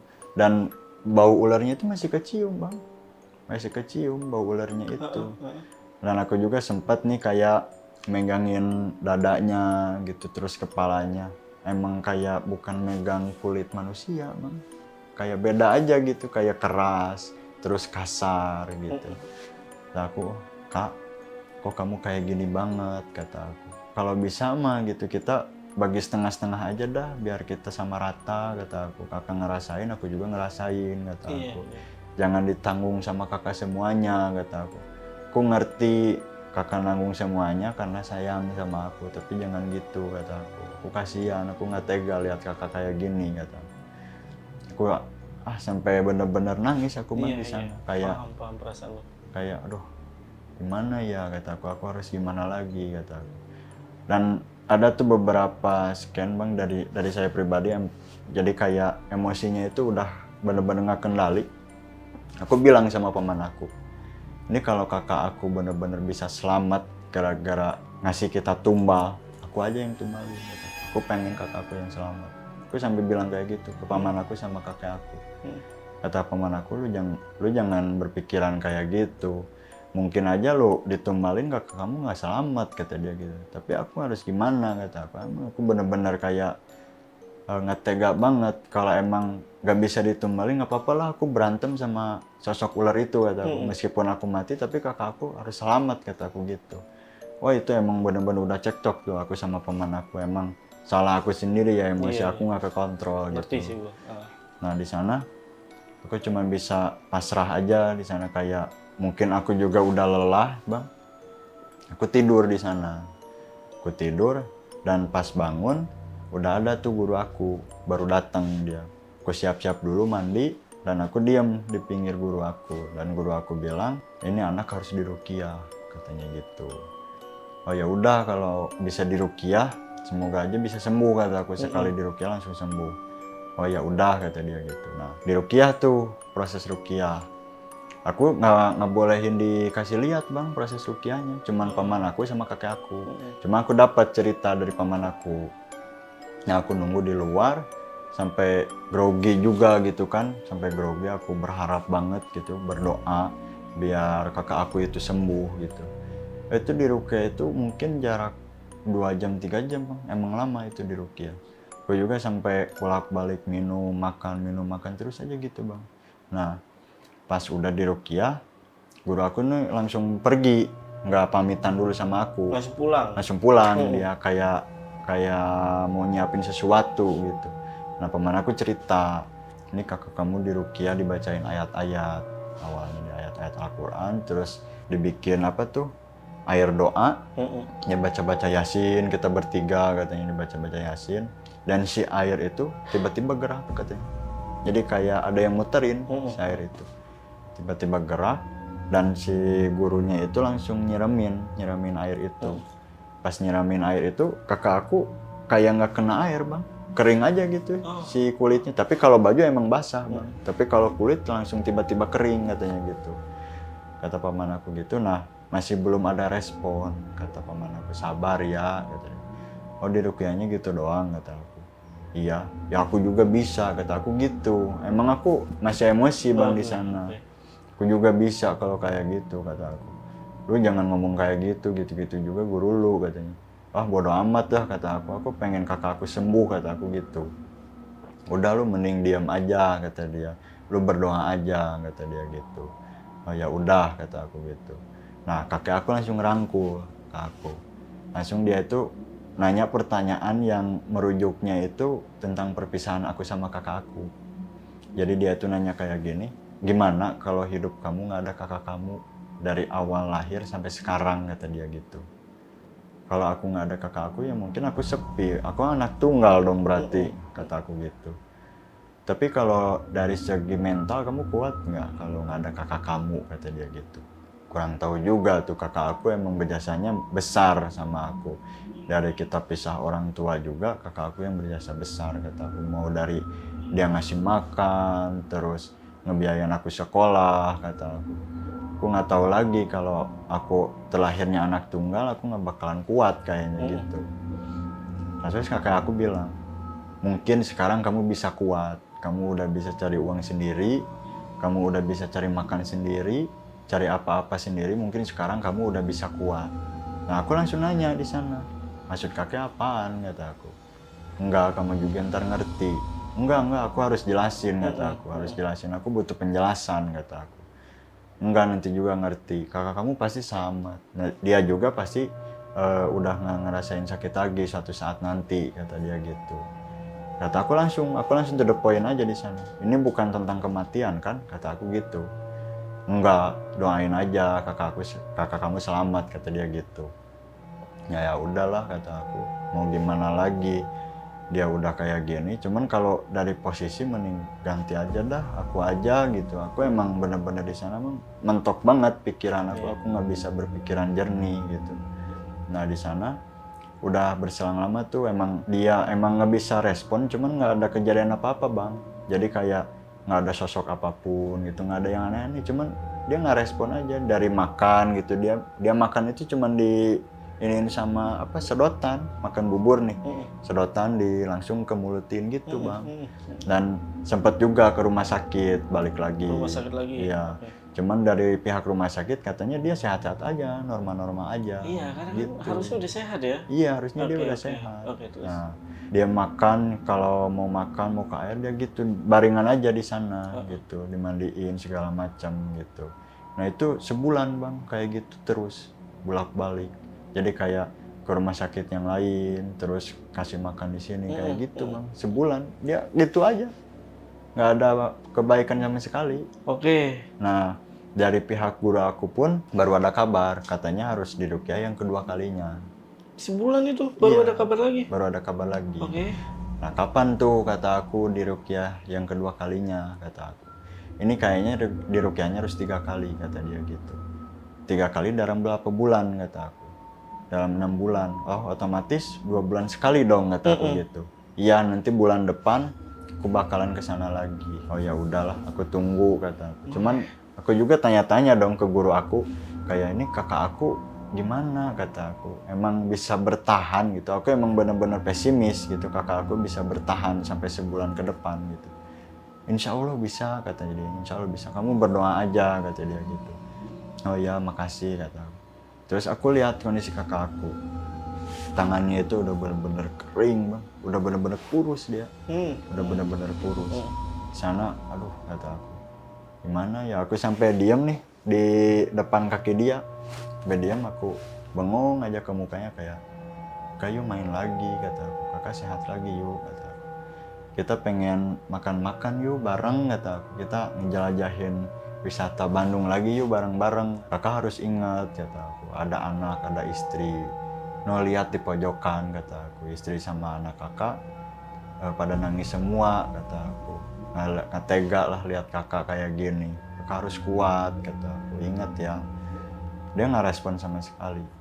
dia nggak respon sama sekali. Ya udah, aku di sana.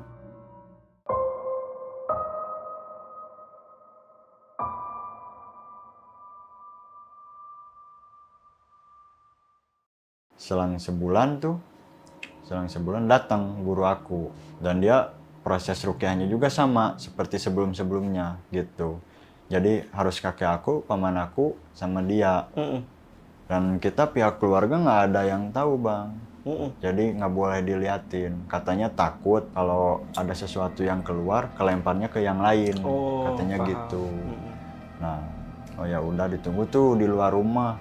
Kita ngobrol aja kayak, gimana ya, kata aku. Ini yang kedua kalinya loh, kata aku. Cuman ya, aku ada pikiran kayak optimis juga gitu, Bang. Pikiran optimisnya itu kan guru aku bilang tuh 3 kali gitu. Iya. Nah, mungkin yang ketiga kali dia sembuh, kata aku gitu.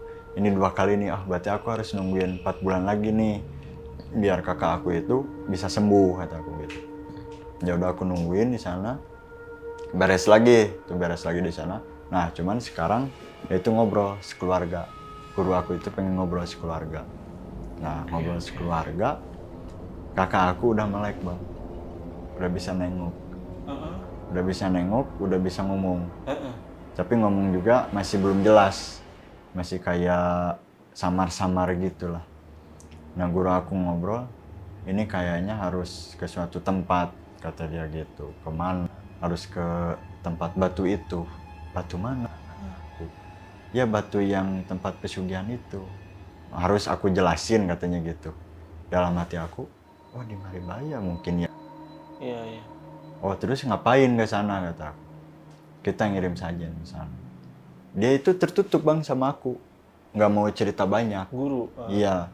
Cuman dari paman aku tembus lagi tuh ke aku, baru cerita lengkapnya. Nah, paman aku langsung cerita.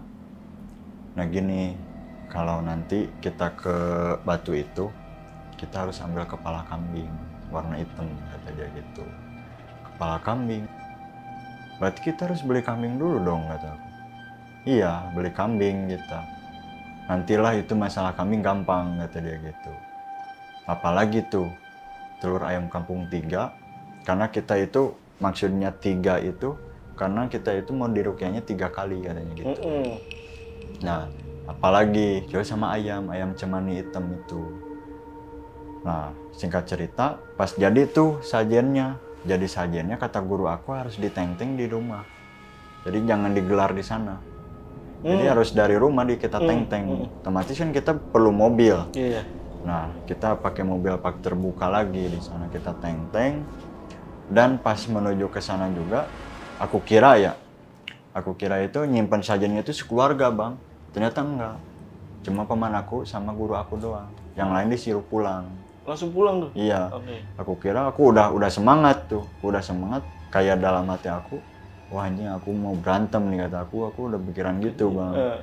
Udah mentok banget, udah stres aku di sana. Nah, pas guru aku bilang, udah yang lainnya pulang aja, kata dia gitu. Loh, aku pulang, kata aku, kan ini mau taruh sajen, kata aku.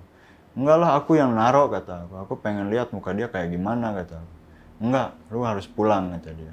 Lu kalau nggak mau pulang, lu nggak bakalan lihat kakak lu selamat, kata dia gitu. Oh ya udah, aku nurut aja di sana karena udah ngomong-ngomong kakak aku tuh di sana.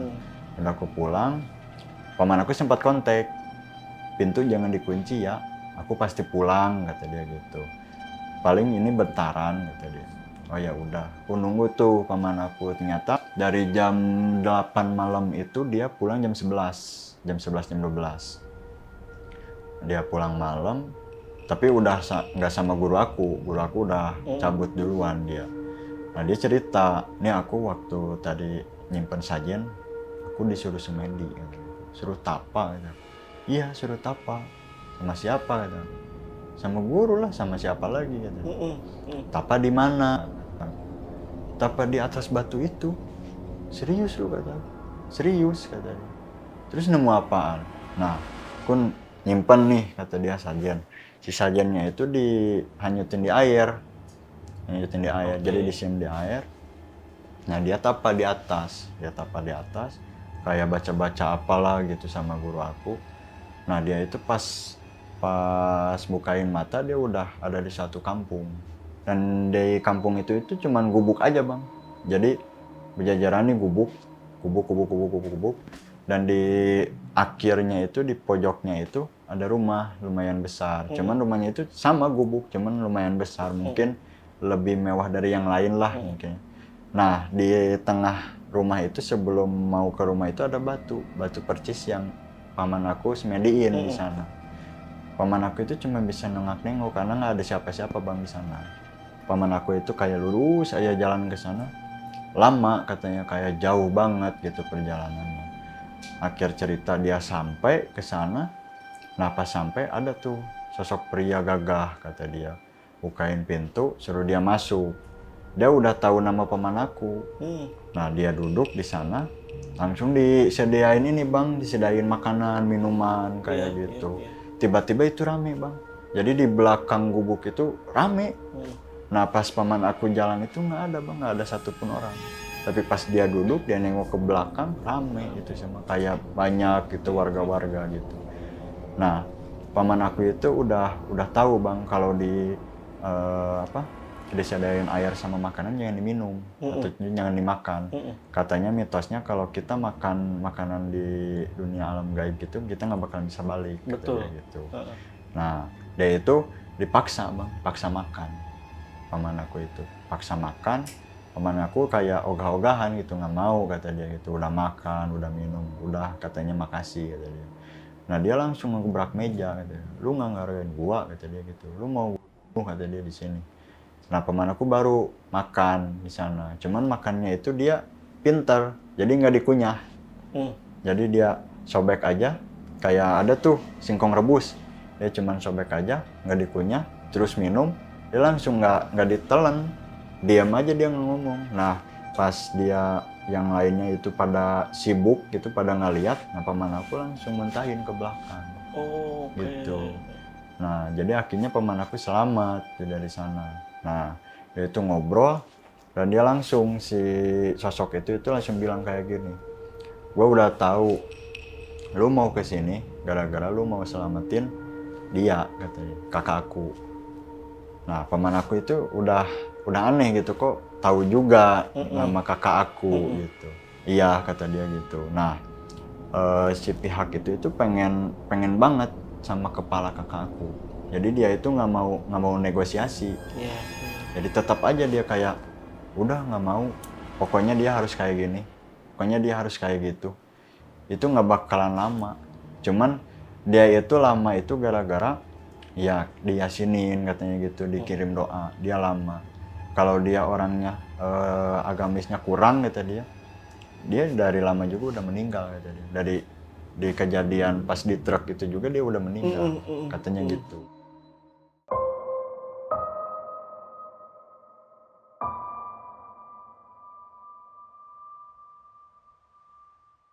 Nah di sana paman aku mohon lah negosiasi, udah kirimin sajen juga kan di sana. Nah langsung lah dia itu bilang kayak gini, lu kirim sajen lagi 2 kali lagi gitu kata dia. Jadi dia itu minta sajen 3 kali. Minta sajen 3 kali dalam waktu ya 2 bulan sekali. Sama dong, jadi kayak rukiah itu yang dibilang sama guru lo ya. Iya. Nah berarti kayak pas diceritain kayak gitu, aku langsung mikir ke guru aku kayak, loh kok sama ya hitungan waktunya gitu sama guru aku.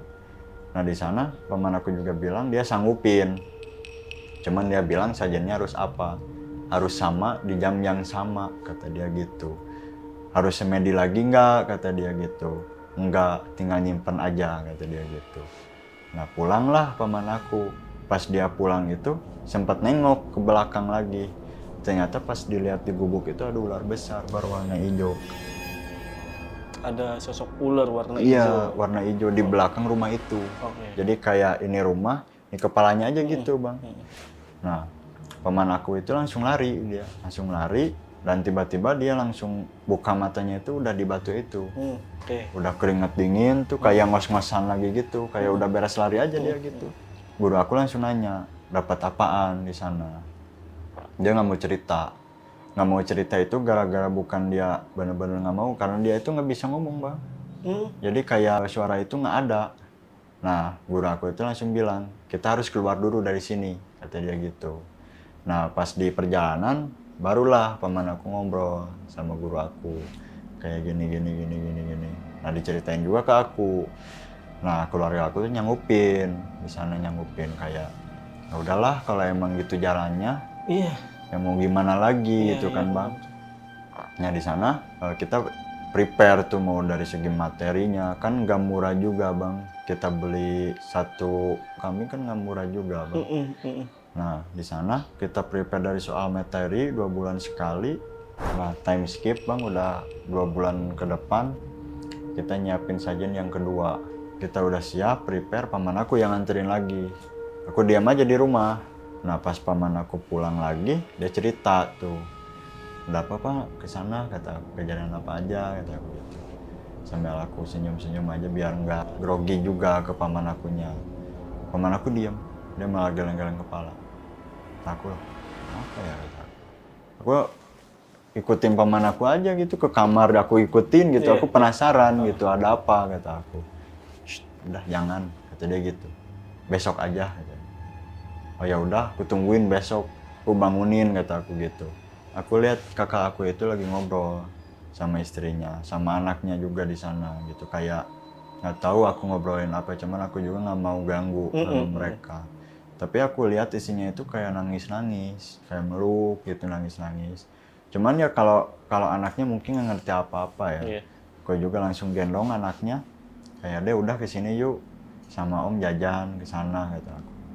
Oh iya, aku juga malah ikut bengong di sana. Anaknya jajan, aku bengong gitu kayak mikirin kakak gitu. Kadang aku juga sekali-kali nengok anaknya dia gitu kayak, oh mungkin kalau dia nggak ada, aku yang bakal ngurus dia, kata aku gitu sebagai tanggung jawab aku gitu bang. Selesai jajan aku balik lagi dan istrinya itu udah biasa gitu, udah nggak nangis lagi gitu, udah nggak kenapa-napa lagi. Kakak aku nengok ke aku, nengok kayak mau ngomong, Nah pas aku deketin, kak mau ngomong apa gitu. Cuman kakak aku nggak bisa ngomong, jadi kayak gagu, dia kayak gagap. Kata aku udah yuk bisa, kata aku kayak udah pelan-pelan aja yuk, kata aku ngomongnya pelan-pelan aja. Dia tetap nggak bisa ngomong, dan istrinya bilang udah nanti aja ya, kata dia gitu. Oh ya udah, kata aku. Tapi pas istrinya keluar, aku tanya ke istrinya, tadi ngobrolin apa, kata aku. Nggak ada ngobrolin apa-apa, cuman ngobrolin tentang kesehatannya aja gitu. Oh ya udah maaf ya, aku selalu minta maaf bang ke istrinya, selalu minta maaf. Oh ya maaf ya gara-gara aku, udah jangan dipikirin, kata dia gitu. Cerita itu jam 9 pagi. Pas jam 9 pagi aku langsung nyari paman aku. Karena kemarin itu dia mau cerita kan, besok katanya dia gitu. Aku pengen tahu juga yang sajian kedua itu kayak gimana, dia dapat apa gitu. Aku cari-cariin, ternyata paman aku lagi ada di ladang. Nah aku samperin aja ke paman aku, dan dia itu langsung bilang kayak, oh mau cerita kemarin ya, kata dia gitu. Ya udah sini. Nah aku digubuk berdua sama paman aku. Paman aku bilang, jadi gini ya, insya Allah kakak kamu itu bisa sembuh. Nah bisa jalan lagi, bisa ini lagi, kata dia gitu. Cuman aku kayak aneh bang, dia bilang kayak gitu, cuman kayak sedih juga gitu, kayak aneh, kayak bukan cerita sebenarnya gitu. Oh, lu udah ngerasain tuh? Ya, Oke. aku nyimak aja di sana. Nah pas nyimpen sajian, kata dia, ada tuh sosok ularnya, kata dia gitu. Di mana, kata aku. Dia itu di pojokan, kata dia, cuman ngeliatin doang. Nah cuman aku berpikirnya kayak, positif aja, logis aja, mungkin orang atau kuncennya di sana. Terus lu nggak ada apa-apa lagi? Ada, kata dia. Apa? Gue dililit ular, kata dia gitu. Serius, kata aku. Serius nggak? Dia langsung nengokin, jadi dililit ular. Jadi kayak pergelangan kakinya itu langsung bengkak, ungu. Oh, diliatin ke lu? Iya, Itu bener-bener ungu. Oke. Nah kata aku, terus gimana dong itu? Ya nggak kenapa-napa, sambil ketawa-ketawa dia. Nah dia langsung ngomong, aku juga langsung diambil lagi, kata dia gitu. Kemana? Ya ke alam dia lagi. Nah terus apa kata aku, ngobrol lah. Ngobrol apa kata aku, dia kayak nyimpen gitu bang. Yang ngobrol kita sama dia itu bilang kalau nggak diganti sama sajen kata dia, ganti aja sama adenya kata dia gitu. Sama aku dong kata aku, ya udah ganti aja kata aku. Aku langsung to the point aja bang di sana, serius. Ya udah ganti aja, yang penting kakakku selamat kata aku. Enggak kata dia, kata paman aku, kalau diganti sama adenya aku yang gak terima kata dia gitu. Aku sayang banget sama kamu. Mungkin kalau kamu yang posisinya kayak kakak kamu sekarang, aku itu udah kayak kamu, nggak bisa ngapa-ngapain, bengong kata paman aku. Lu jangan ada pikiran kayak gitu, lu harus tetap semangat kata paman aku. Oh paman aku langsung nyelamain aku tuh, kayak udahlah lu jangan emosian kayak gini, serahin aja sama Allah kata dia gitu. Ya mau gimana lagi kata aku udah gak sabar lihat kakak aku selamat lagi, kata aku sehat lagi, kata aku pengen cepet-cepet jalan lah. Aku bukan kasihan sama aku doang kata aku, kasihan juga lihat istrinya, lihat anaknya, kata aku harus bolak-balik keluar kota terus balik lagi ke sini kata aku. Ngapain coba kalau emang kakak aku udah sehat, nggak bakalan mereka kayak gitu sedih-sedihan kata aku. Ya udah lu serahin aja kata dia gitu, serahin aja sama Allah. Nanti malam lu harus lihat ya. Lihat apa tuh kata aku. Udah lihat aja kata dia. Nah, ya udah.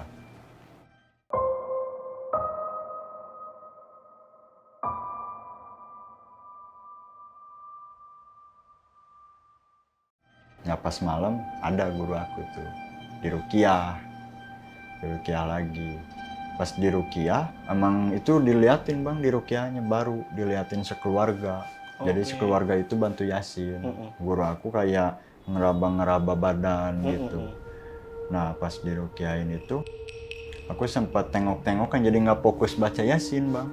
Aku sempat tengok-tengokan gitu, terus kakek aku nepis dari belakang. Udah fokus aja katanya mau sehat kata dia gitu. Ya udah aku fokus baca Yasin di sana. Dan pas tiba saat kakak aku itu muntah bang, muntahnya itu hitam, tapi hitamnya nggak pekat banget. Dia muntahnya itu ke samping sampai kayak mukul-mukul itu bang, mukul-mukul teras. Muntahnya itu kayak kesurupan dia. Nah aku nengok, aku tadinya mau nyamperin, cuman kata kakek aku, udah jangan kata dia. Serahin aja sama dia, sama guru, serahin, udah lu jangan ikut campur kata dia gitu. Aku juga dari sana nggak fokus bang, baca Yasin aku nggak fokus. Nah di sana aku juga malah berdoa dalam hati bang, kayak ya Allah selamatin kata aku. Mulailah aku di sana bener-bener nangis bang, bener-bener ngeratapin kayak dosa-dosa aku kayak gitu. Aku flashback ke belakang, kakak aku bener-bener baik gitu di sana. Karena pas dia muntah itu, pas selesai mukul-mukul, dia langsung diam bang, kayak tepar itu nggak bisa ngapa-ngapain, tengkurap aja gitu. Cuman guru aku masih ngeraba-ngeraba di sana. Ya Allah ini bakalan sembuh nggak ya gitu. Padahal kan kalau kita pasrah semuanya kepada Allah, insya Allah kan ya bakal sembuh gitu. Cuman dulu ya aku emang kayak gitu, mungkin kecampur emosi juga, iman aku kurang kuat mungkin bang. Sorry gue potong, tapi kalau misalkan memang di posisi itu ya memang bakal berubah. Kayak misalkan kita tadinya pasrah, ya tapi kalau udah di posisi ngelihat orang yang kita sayang seperti itu tuh bakal berubah sih. Iman kita tuh kadang kan diuji di situ. Iya bang. Ya. Lanjut. Langsung kayak aduh gimana kata aku. Benar-benar nangis, aku nggak selesai bang, baca Yasin juga aku nggak selesai. Iya. Ya terus aja nangis gitu, terus berdoa. Dan pas kakak aku dibaringin lagi, udah basah tuh sama muntahannya, udah basah. Nah pas lihat adeknya tuh, adek kakak aku, tapi yang tiri. Nah dari itu ngelihat kakak aku itu kayak gimana ya, kayak seneng gitu bang, kayak seneng. Nah pas lihat kakak aku itu kayak seneng, dia malah senyum-senyum tipis gitu bang. Sebenarnya bang kalau posisinya itu nggak lagi yasinan, ya mungkin aku udah emosi gitu dari sana. Cuman aku juga tahan juga demi kakak aku juga kan, aku tahan di sana. Ya aku baca lagi tuh Yasin meskipun seayat dua ayat gitu ya, karena ketutupan terus sama nangis aku di sana. Nah alhamdulillah kakak aku itu kayak bisa siuman lagi dia, ngomongnya itu kayak udah jelas di sana, cuman emang dari bentuk tubuhnya masih belum normal, kayak berangsur-angsur gitu bang, sembuhnya berangsur-angsur nggak langsung. Dia itu langsung ngomong, pertama dia ngomong itu nanyain anaknya, dan anaknya dia peluk. Cuma peluk juga bang kayak berat dia gitu, kayak berat, masih belum sembuh mungkin ya. Nah aku juga kayak udah punya feeling gitu di sana, kayak udah feeling, oh, mungkin dia sembuh kata aku gitu. Dan guru aku diam di pojokan kayak kecapean gitu. Aku samperin guru aku tanya pengen minum nggak kata aku. Ya pengen kata dia. Dia minum dan aku tanya ke guru aku, ini kakakku sembuh nggak ya? Dia langsung angguk-angguk aja kata dia, angguk aja. Yang penting kata dia jangan putus iman kamu harus upgrade lagi kata dia gitu. Nah aku ada seneng lah di sana, ada perasaan senang kayak alhamdulillah ya Allah kakak aku udah mulai sembuh nih kata aku. Udah mulai sembuh. Cuman aku masih ingat sajen baru 2 kali. Sajen baru 2 kali, belum 3 kali itu. Nah yang ketiga kalinya itu kapan kata aku. Cuman aku nggak tanya langsung ke guru aku. Jadi kita ngapresiasiin aja kayak udahlah jangan dulu tanya-tanya itu. Iya, gitu. iya. Ngedingin dulu kepala, mental juga gitu kan. Nah aku juga lihat keluarga itu kayak senang lihat perubahan kakak aku gitu, udah bisa ngomong, udah bisa meluk gitu. Guru aku juga bilang kayak, nah, insya Allah ini bakalan sembuh dia. Nah guru aku itu pesan ke aku, sholatnya itu jangan putus kata dia. Ya kalau bisa zikirnya juga ditambahin, terus sholat sunnahnya. Kalau bisa puasa sunnah juga kata dia gitu. Insya Allah aku jalanin. Ya aku juga lihat keluarga juga udah pada senang gitu kan, lihat kakak aku. Aku juga terutama aku senang juga gitu sama kakak aku bisa ngomong, bisa segala macam gitu. Singkat ceritanya itu aku di sana itu kayak bengong lagi, jadi kayak nggak percaya gitu lihat kakak aku bisa ngomong lagi. Karena kan sebelumnya dia itu nggak bisa ngomong, tiba-tiba dia kesurupan segala macam kan. Terus sebelumnya dia kecelakaan juga. Nah, aku ini momen benar-benar berat aku laluin gitu. Aku aja udah berat apalagi kakak aku mungkin ya. Lebih berat mungkin kakak aku. Nah kita itu kayak biasa aja, kayak ngobrol-ngobrol tentang keluarga gitu, nggak sangkut pautin tentang hal-hal yang kayak begituan dulu gitu sampai besok. Nah kita itu tidur pada jam 5 subuh bang semuanya.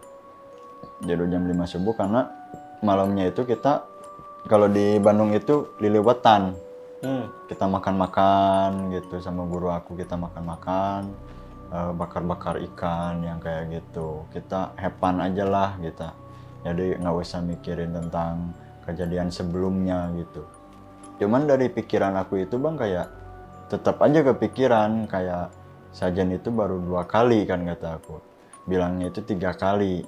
Tapi aku tetap aja kepikiran kayak kedepannya ini ada apa gitu kan, karena baru 2 kali kata aku, belum 3 kali. Kondisi kakak pada saat itu masih baring aja? Tapi masih baring. Masih baring. Tapi udah bisa ngomong gitu. Oke. Terus? Dan alhamdulillah waktu lilewatan itu dia bisa makan nasi bang. Dia bisa makan nasi yang awalnya bubur doang gitu.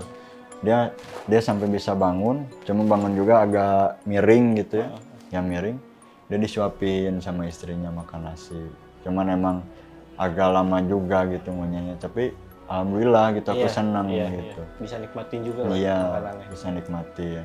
Terus anaknya juga yang awalnya murung banget gitu, lihat ayahnya kayak gitu, ya dia juga ada kesenangan juga.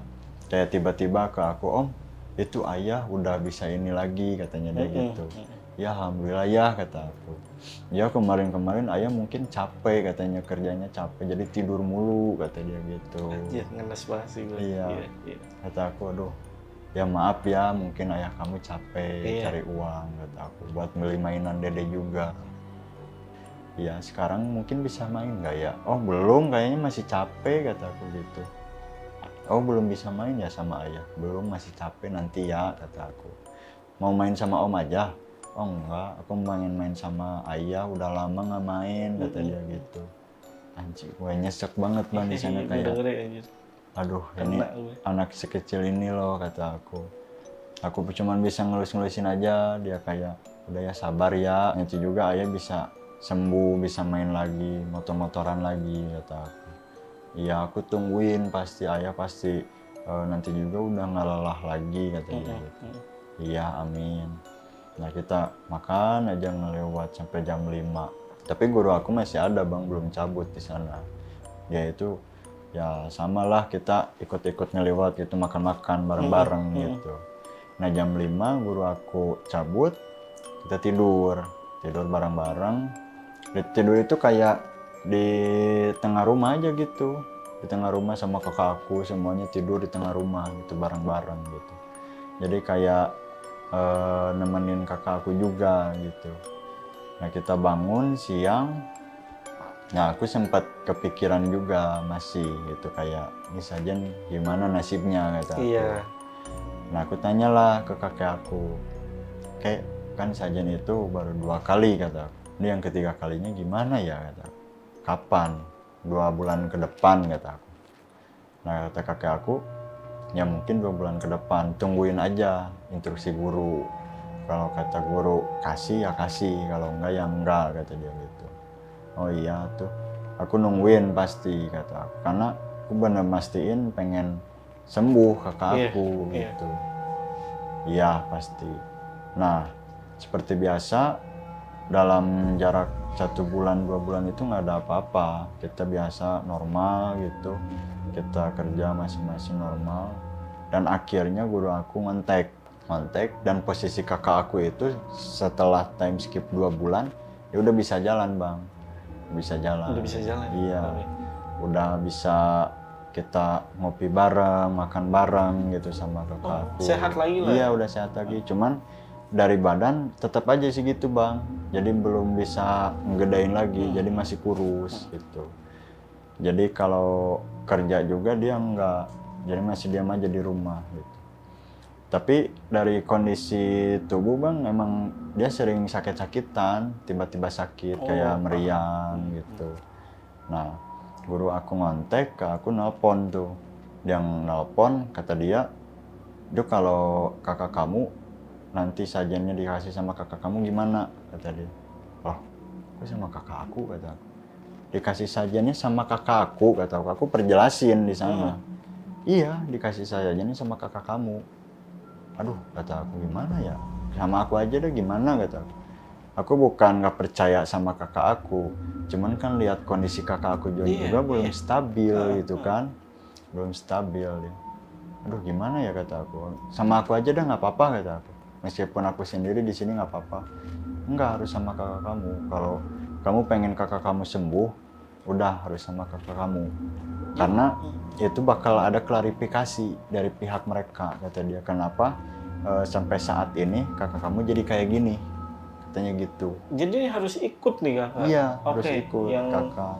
sajen terakhir? Nah, aku juga kayak langsung nanya, itu yang harus ikut siapa aja, kata aku. Kakek kamu, kakak kamu, sama paman kamu. Oh, berempat dong, kata aku. Berlima sama guru, kata aku. Iya. Oh ya udah oke, kata aku. Aku pengen tahu silsilahnya kayak apa, kata aku. Iya. Nah di sana kita prepare tuh. Kita prepare buat materinya, kita siapin sajennya. Seperti biasa kita jam 7 nunggu guru tuh datang. Guru datang, kita langsung cabut. Kita ngirim sajen. Nah pas tiba, Bang. Pas tiba di sana tiba-tiba itu senyap aja gitu, kayak nggak ada obrolan yang sebelumnya ada obrolan gitu dari kita senyap, langsung nggak ngobrol sama sekali. Yang kedengar itu suara lantai daun yang ketebak angin gitu. Nah kata kakak aku bilang gini, "Ini simpen sajennya di mana?" kata aku. Kakak aku langsung nembak, "Mungkin di atas sana ya," kata dia gitu. "Lu tahu dari mana?" kata aku. "Enggak, cuma nebak aja," kata dia gitu. Nah guru aku langsung bilang, "Ya mungkin di sana aja." Ya udah aku taruh ya di sana, kata kakak aku gitu. Aku bopong tuh kakak aku karena kan harus naik tuh beberapa inilah sama batu itu karena emang tinggi kan itu batu. Aku bopong, dia naro, turun lagi ke bawah. Nah pas turun lagi ke bawah, guru aku bilang, sini kita ngelingkar dulu yuk, kata dia gitu. Ngelingkar, disimpan lilin ban di tengah. Lilin di tengah, otomatis yang kelihatan itu cahaya itu lilin doang. Nah kita ngelingkar, yuk kamu dikir aja semuanya, dikir ini katanya. Oh iya, aku dikir ini, kakak aku semuanya sama, dikir, cuman nggak dijelasin ini dikir itu buat apa, nggak dijelasin. Nah tiba-tiba kakak aku itu langsung kesurupan Bang. Di sana langsung kesurupan, dia langsung jambak aku, langsung jambak di sana, langsung jambak, ngebanting aku ke tanah. Pas dibanting dia langsung bilang kayak gini, lu jadi kayak gini itu gara-gara lu songong. Songong apaan kata aku? Lu songong, lu nggak permisi dulu di sini. Lu jalan main jalan aja kata dia gitu. Makanya gue ikutin lu sampai sekarang kata dia gitu. Nah, kata aku ya maaf, aku nggak tahu silsilahnya. Aku bukan asli orang sini kata aku. Ya lu minimal ngasih rokok ke aku. Udah lama mati rokok kata aku. Rokok kayak gimana kata aku. Nah aku nggak diperjelas tuh, nggak nanya ke dia juga rokok apaan kata aku. Terus aja ngoceh-ngoceh, cuman nggak kedengeran sama aku karena ngoceh-ngocehnya itu bareng sama paman aku, kakek aku. Jadi aku nggak fokus di sana. Kayak kakek aku itu megangin kakak aku gitu. Terus paman aku sama gitu, guru aku baca-baca apa gitu. Aku jadi nggak fokus di sana, nggak fokus ngedengerin satu sama lain gitu. Nah tapi posisi tangan dia tetap ngejambak. Jadi nggak mau dilepasin. Jadi posisinya lu masih dijambak, iya, terus masih di baringan gitu. di baring. Jadi dijambak gitu. Iya. Dia awalnya mau nginjak cuman sama paman aku ditahan kakinya. Itu tiba-tiba jadi kuat aja gitu ya? Iya, jadi karena kan kuat. lemes ya tadi. Tadinya lemes, tiba-tiba jadi kuat dia kayak ini bukan orang kata aku gitu. Ini bukan orang kata aku. Dia terus aja ngomong macam-macam. Nah pas dinetralisir dia keluar, kakakku mimisan langsung di sana, mimisan. Nah pas mimisan, tapi dia langsung sadar, mimisan juga langsung. Allahu Akbar, duh kenapa ya kata dia, kenapa ya. Pas aku baringan juga, tiba-tiba badan aku langsung sakit Bang. Padahal cuma dijambak doang. Langsung batuk-batuk aku juga di sana. Nah aku minum biasa. Nah langsung guru aku bilang, alhamdulillah kata dia, alhamdulillah. Alhamdulillah apaan nih kata aku. Aku nanya ke guru aku, alhamdulillah apaan Pak kata aku. Ya alhamdulillah udah kelepas kata dia gitu. Serius kata aku. Serius udah kelepas kata dia. Alhamdulillah mungkin untuk saat ini dia bakal susah sembuh kata dia. Cuman kalau dari segi diikutin dia udah lepas kata dia gitu. Udah lepas. Nah kata aku, ya alhamdulillah lah, kata aku kalau bisa lepas. Cuman badan aku kayak tiba-tiba sakit, kata aku gitu. Ya itu dari dia, hukuman dari dia, kata dia gitu. Hukuman apa, kata aku. Udah itu nggak bakalan panjang, kata dia. Lu besok tiba-tiba sakit, ya nggak apa-apa kan, kata dia gitu. Sakit, kata aku, sakit apa nih?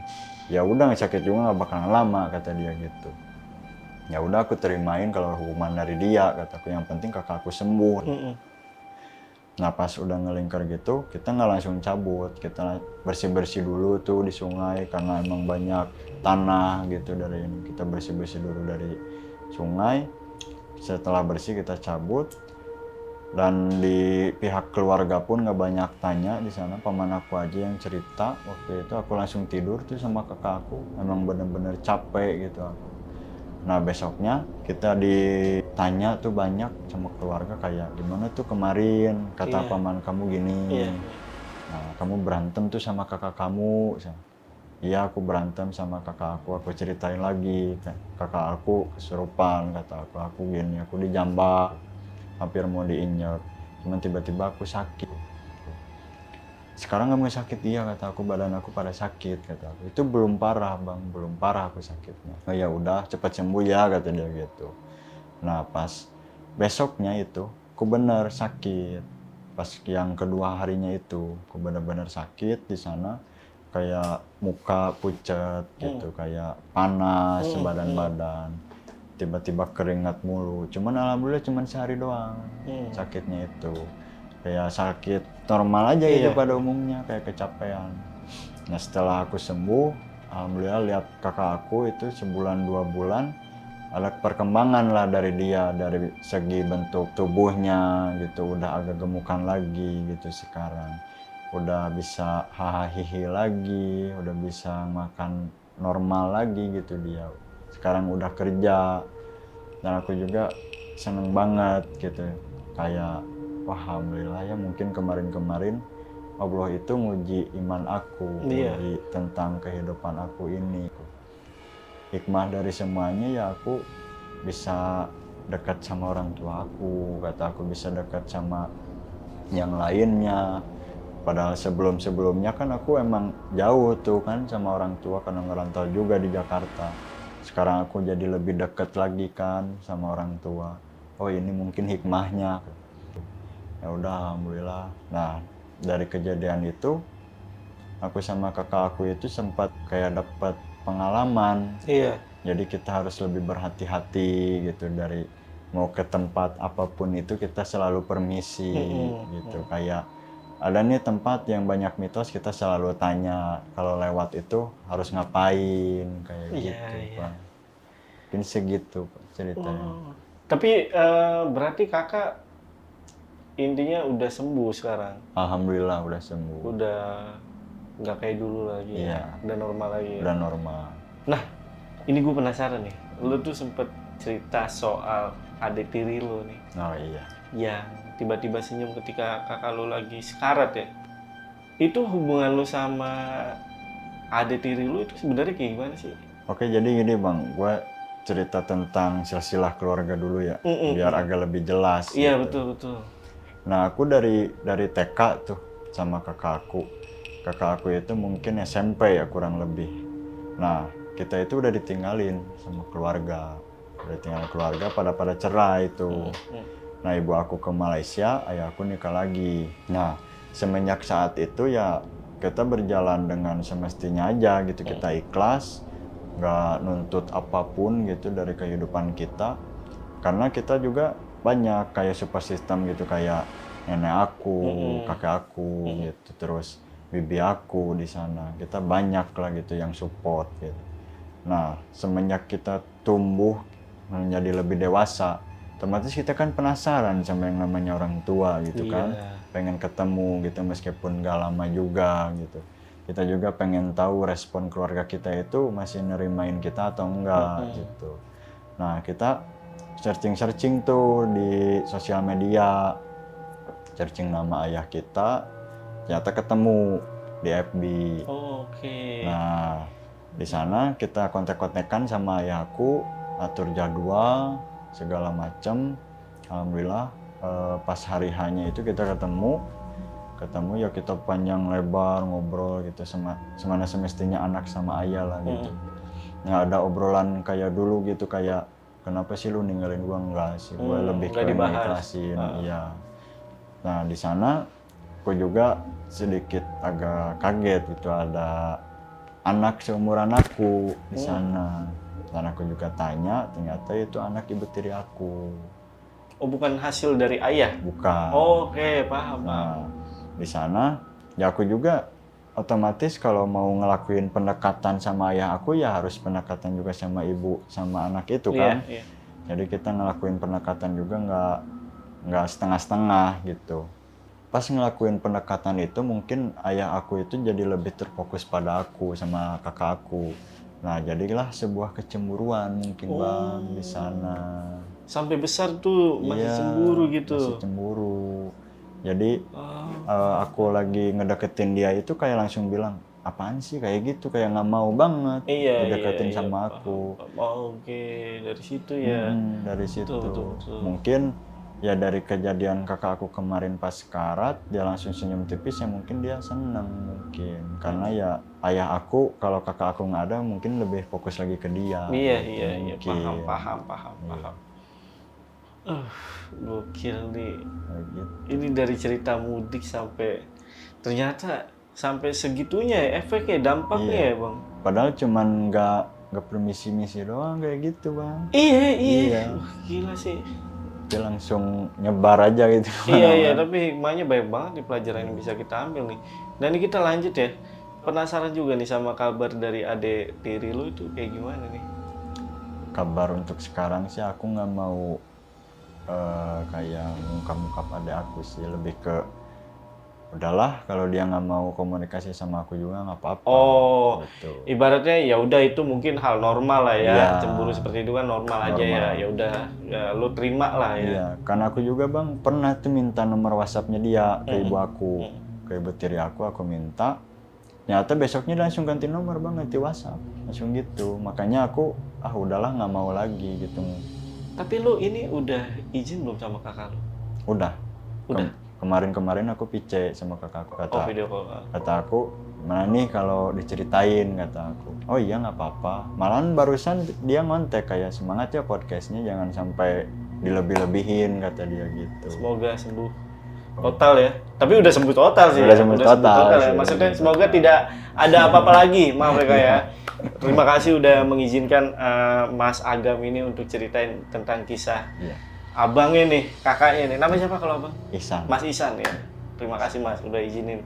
Nah kita lanjut lagi nih. Wah gila sih. Gua nggak nyangka soalnya. Jujur dari cerita lo itu, gua kira udah sampai ya soal mudik aja. Ternyata ini panjang banget dan bahkan menurut gua epic sih. Ini salah satu cerita yang epic juga, dimana ternyata kakak lo sampai ibaratnya maaf sekarat dan ada ritual segala macam ya. Untuk kabar dari paman sekarang gimana? Paman alhamdulillah baik. Sekarang kemarin juga dia sempat umroh juga. Sempet umroh juga. kemarin. Alhamdulillah, alhamdulillah. Sosok cewek yang beberapa kali atau bahkan korban dari tumbal itu, lo kan sempat ngeliat nih ya. Itu bener-bener sosok yang itu udah pasti dia. Setiap kali lo ngeliat yang sosok perempuan itu. Kalau aku sih lebih ke feelingnya iya sih bang, dia gitu. Iya, iya. Karena dari segi umurnya sama, terus dari segi perawakannya juga. Karena aku juga tanya tuh ke paman aku, karena paman aku yang tahu gadis itu yang kayak gimana. Dan aku tanya, gadis itu kayak putih kata aku, terus suka pakai kebaya kata aku, terus tingginya segini kata aku. Oh iya itu, tapi aku nggak ngejelasin aku ketemu sama dia gitu, jadi kayak oh mungkin itu kata aku. Iya, iya. Ya ada kemungkinan itu ya. Iya. Karena memang paman sama kakek itu ya pernah ngeliat kan. Iya, pernah lihat gitu. Nah bang, posisi kakak lo ketika itu kayak nyelip di truk itu, ini mungkin gue pengen lu kasih gambaran ya. Ini gue cari foto belakang truk ya, kayak gimana ya. Nah ini mungkin ya. Ini posisinya di mana bang? Nah dia itu posisinya di sini bang, di belakang ban ini. Dia nyelip ke dalam. Anjir Nah, kok bisa sih? Si tangannya itu keluar ke sini. Iya. Jadi kayak ngelambai gitu si tangannya itu. Kok bisa sih bang? Kurang tahu juga ya aku. Dari kecepatan itu nggak cepet-cepet amat sih bang. Kalau dari kecepatan ya 40-an mungkin. Dan dia langsung masuk ke dalam. Tapi kalau dari pandangan si supir truk ya, atau sama keneknya itu ya, itu juga ngelihatnya aneh nggak? Kok bisa gitu? Kalau lihat dari ekspresinya dia aneh. Karena pas waktu dia nanya, ini ada apa kata dia gitu. Itu kakak aku ke dalam kata dia. Oh kok bisa kata dia gitu. Nah langsung kan bongkar kan di sana. Iya sampai dibongkar. Iya. Harusnya bisa masuk, ya bisa keluar lah Iya, logikanya bisa ya. keluar, logikanya. Tapi ini harus dibongkar dulu. Harus dibongkar. Karena pas ditarik itu kayak susah bang. Lu juga aneh kan? Ya. Enggak, lu merasa aneh juga. Kok bisa abang lu di sini nih kakak? Sampai sekarang juga bang, malah aku masih kepikiran kayak, loh kok kalau logika ya nih, Iya. kalau logika logisnya gitu. Kita kan masuk ke dalam truk, otomatis nggak bakalan nyelip dong, nggak bakalan kayak ya kalau ditarik ya aman-aman aja Iya, kan? bisa lah. Bisa. Ini susah bang ditarik. Harus dibongkar. Harus dibongkar. Makanya pas dia ke rumah sakit itu banyak yang patah bang. Iya lah, Tulang-tulang. iya. Gue paham kalau soal itu. Tapi kalau soal masuknya Nah itu dan nggak bisa dikeluarin itu aneh banget. susah, itu emang susah banget. Kakak lu juga sempet ini gak sih mikir kok bisa ya aku? Bisa. Dia Iya. pernah nih ada kejadian konyol nih dia. Eh, Dia lagi dipijitin. Dia lagi dipijitin, emang setengah sadar tuh kakak aku. Emang kepalanya kan yang paling parah gitu dia. Nah dia tuh nanya ke aku, Gam ini kenapa sih sakit kepala kata dia. Ini kayaknya keras kepala kata dia. Keras kepala kenapa kata. Lo kok bisa ya aku nyelip di truk, kata dia gitu. Lu bilang kan gue nyelip di truk, kata dia gitu. Iya, kata. Enggak, dia itu kayak ngerasa aku itu bukan nyelip di truk, kata dia gitu. Nyelip di mana? Aku kayak di pinggiran aja, di pinggiran jalan. Oh mungkin itu selesainya, kata aku gitu. Dia mungkin nggak sadar pas nyelip di truknya. Kayak gitu. Karena Makanya memang kondisi pada saat pas nyelip itu juga emang kayak nggak sadar ya. iya, kayak nggak sadar. Yang sadarnya pas nunjuk-nunjuk sosok Pas udah keluar tuh. sosok nenek-nenek yang lo lihat dan kakak lo lihat itu ada latar belakangnya nggak? Kalau latar belakang sih saya kurang tahu ya Pak, karena dari pamanku juga aku nggak nanya sosok nenek-nenek itu, karena waktu itu aku mungkin ke bawah suasana juga ya, aku jadi lupa. Cuman pas paman aku nanya tentang gadis itu aku baru inget Bang tentang gadis yang aku ketemu. Cuman kalau nenek-nenek aku kurang tahu juga. Cuman dari cerita kakak aku sama aku ada keanehan Bang. Keanehannya itu ada sedikit perbedaan. Iya. Dari aku dia ngelihat sosok wajahnya gitu, dari kakak aku dia lihat sambil bawa cangkul dan marah. Iya. Gitu. Kalau kakak marah, yang lu nggak ada mukanya rata aja gitu. Rata aja gitu Bang. Kalau pendapat gua itu adalah sosok silumannya. Kan namanya siluman ular kan ya, itu bisa berubah apa aja. Nah, itu kemungkinan dia. Karena masuk ke mimpi lo pun dia langsung minta si intinya tuh kepala. Iya. Ya kan? Ya, itu pendapat gua. Nah, kalau teman-teman punya pendapat lain, bolehlah tulis di kolom komentar nih apa yang terjadi atau siapa sosok nenek itu ya. Oke. Terima kasih. Ya, Mas Agam. Salam buat kakak ya. Amin, insyaallah. Semoga nggak terjadi apa-apa lagi. Terakhir sama kakak jalan-jalan lagi nggak? Terakhir itu bulan kemarin Pak. Bulan kemarin? Iya, bulan kemarin ya biasalah kita ngopi-ngopi. Oh, udah bisa jalan-jalan ya? Udah bisa jalan. Tapi nggak terjadi apa-apa ya? Alhamdulillah. Jangan sampai lagi lah. Ini cuma kayak kalau dari cerita itu kadang suka dibecandain. Iya, memang harus. Permisi dulu ya katanya. Iya. Ya kadang kan biar kita nggak traumatik memang. Kalau gue sih terapinya juga gitu, dibecandain. Kalau misalnya satu kejadian yang kita tuh dulu ngalamin kejadian ini, tapi nggak mau jadi traumatik ya dibecandain aja gitu. Bener sih. Oke, Mas Agam, ini satu kali lagi mungkin pesan-pesan buat pasukan Lentera Malam nih yang lagi nonton, boleh? Intinya kalau kita sedang berada di tempat luar, apalagi ya kalau di rumah atau segala macam, itu jangan lupa kita permisi dulu kepada tuan rumahnya. Biar dia itu nggak tersinggung gitu, intinya gitu. Kalau dia udah redo ya kita juga insya Allah Bang. Kalau dari gua ya, kalau izin kan kita kadang lupa nih. Iya. Kalau dari gua mungkin sebelum berangkat harus baca doa aja. Itu sih terutama. Ya, paling utama tuh ya. Paling utama. Sebelum berangkat kemanapun ya kita baca doa. Nah itu. Oke, ya udah. Mungkin untuk video kali ini gue rasa cukup. Ini cerita epic banget. Gue kira mudik doang, ternyata ini panjang banget. Jadi gue Jamal dari Lentera Malam dan Mas Agam ini izin pamit. Bye.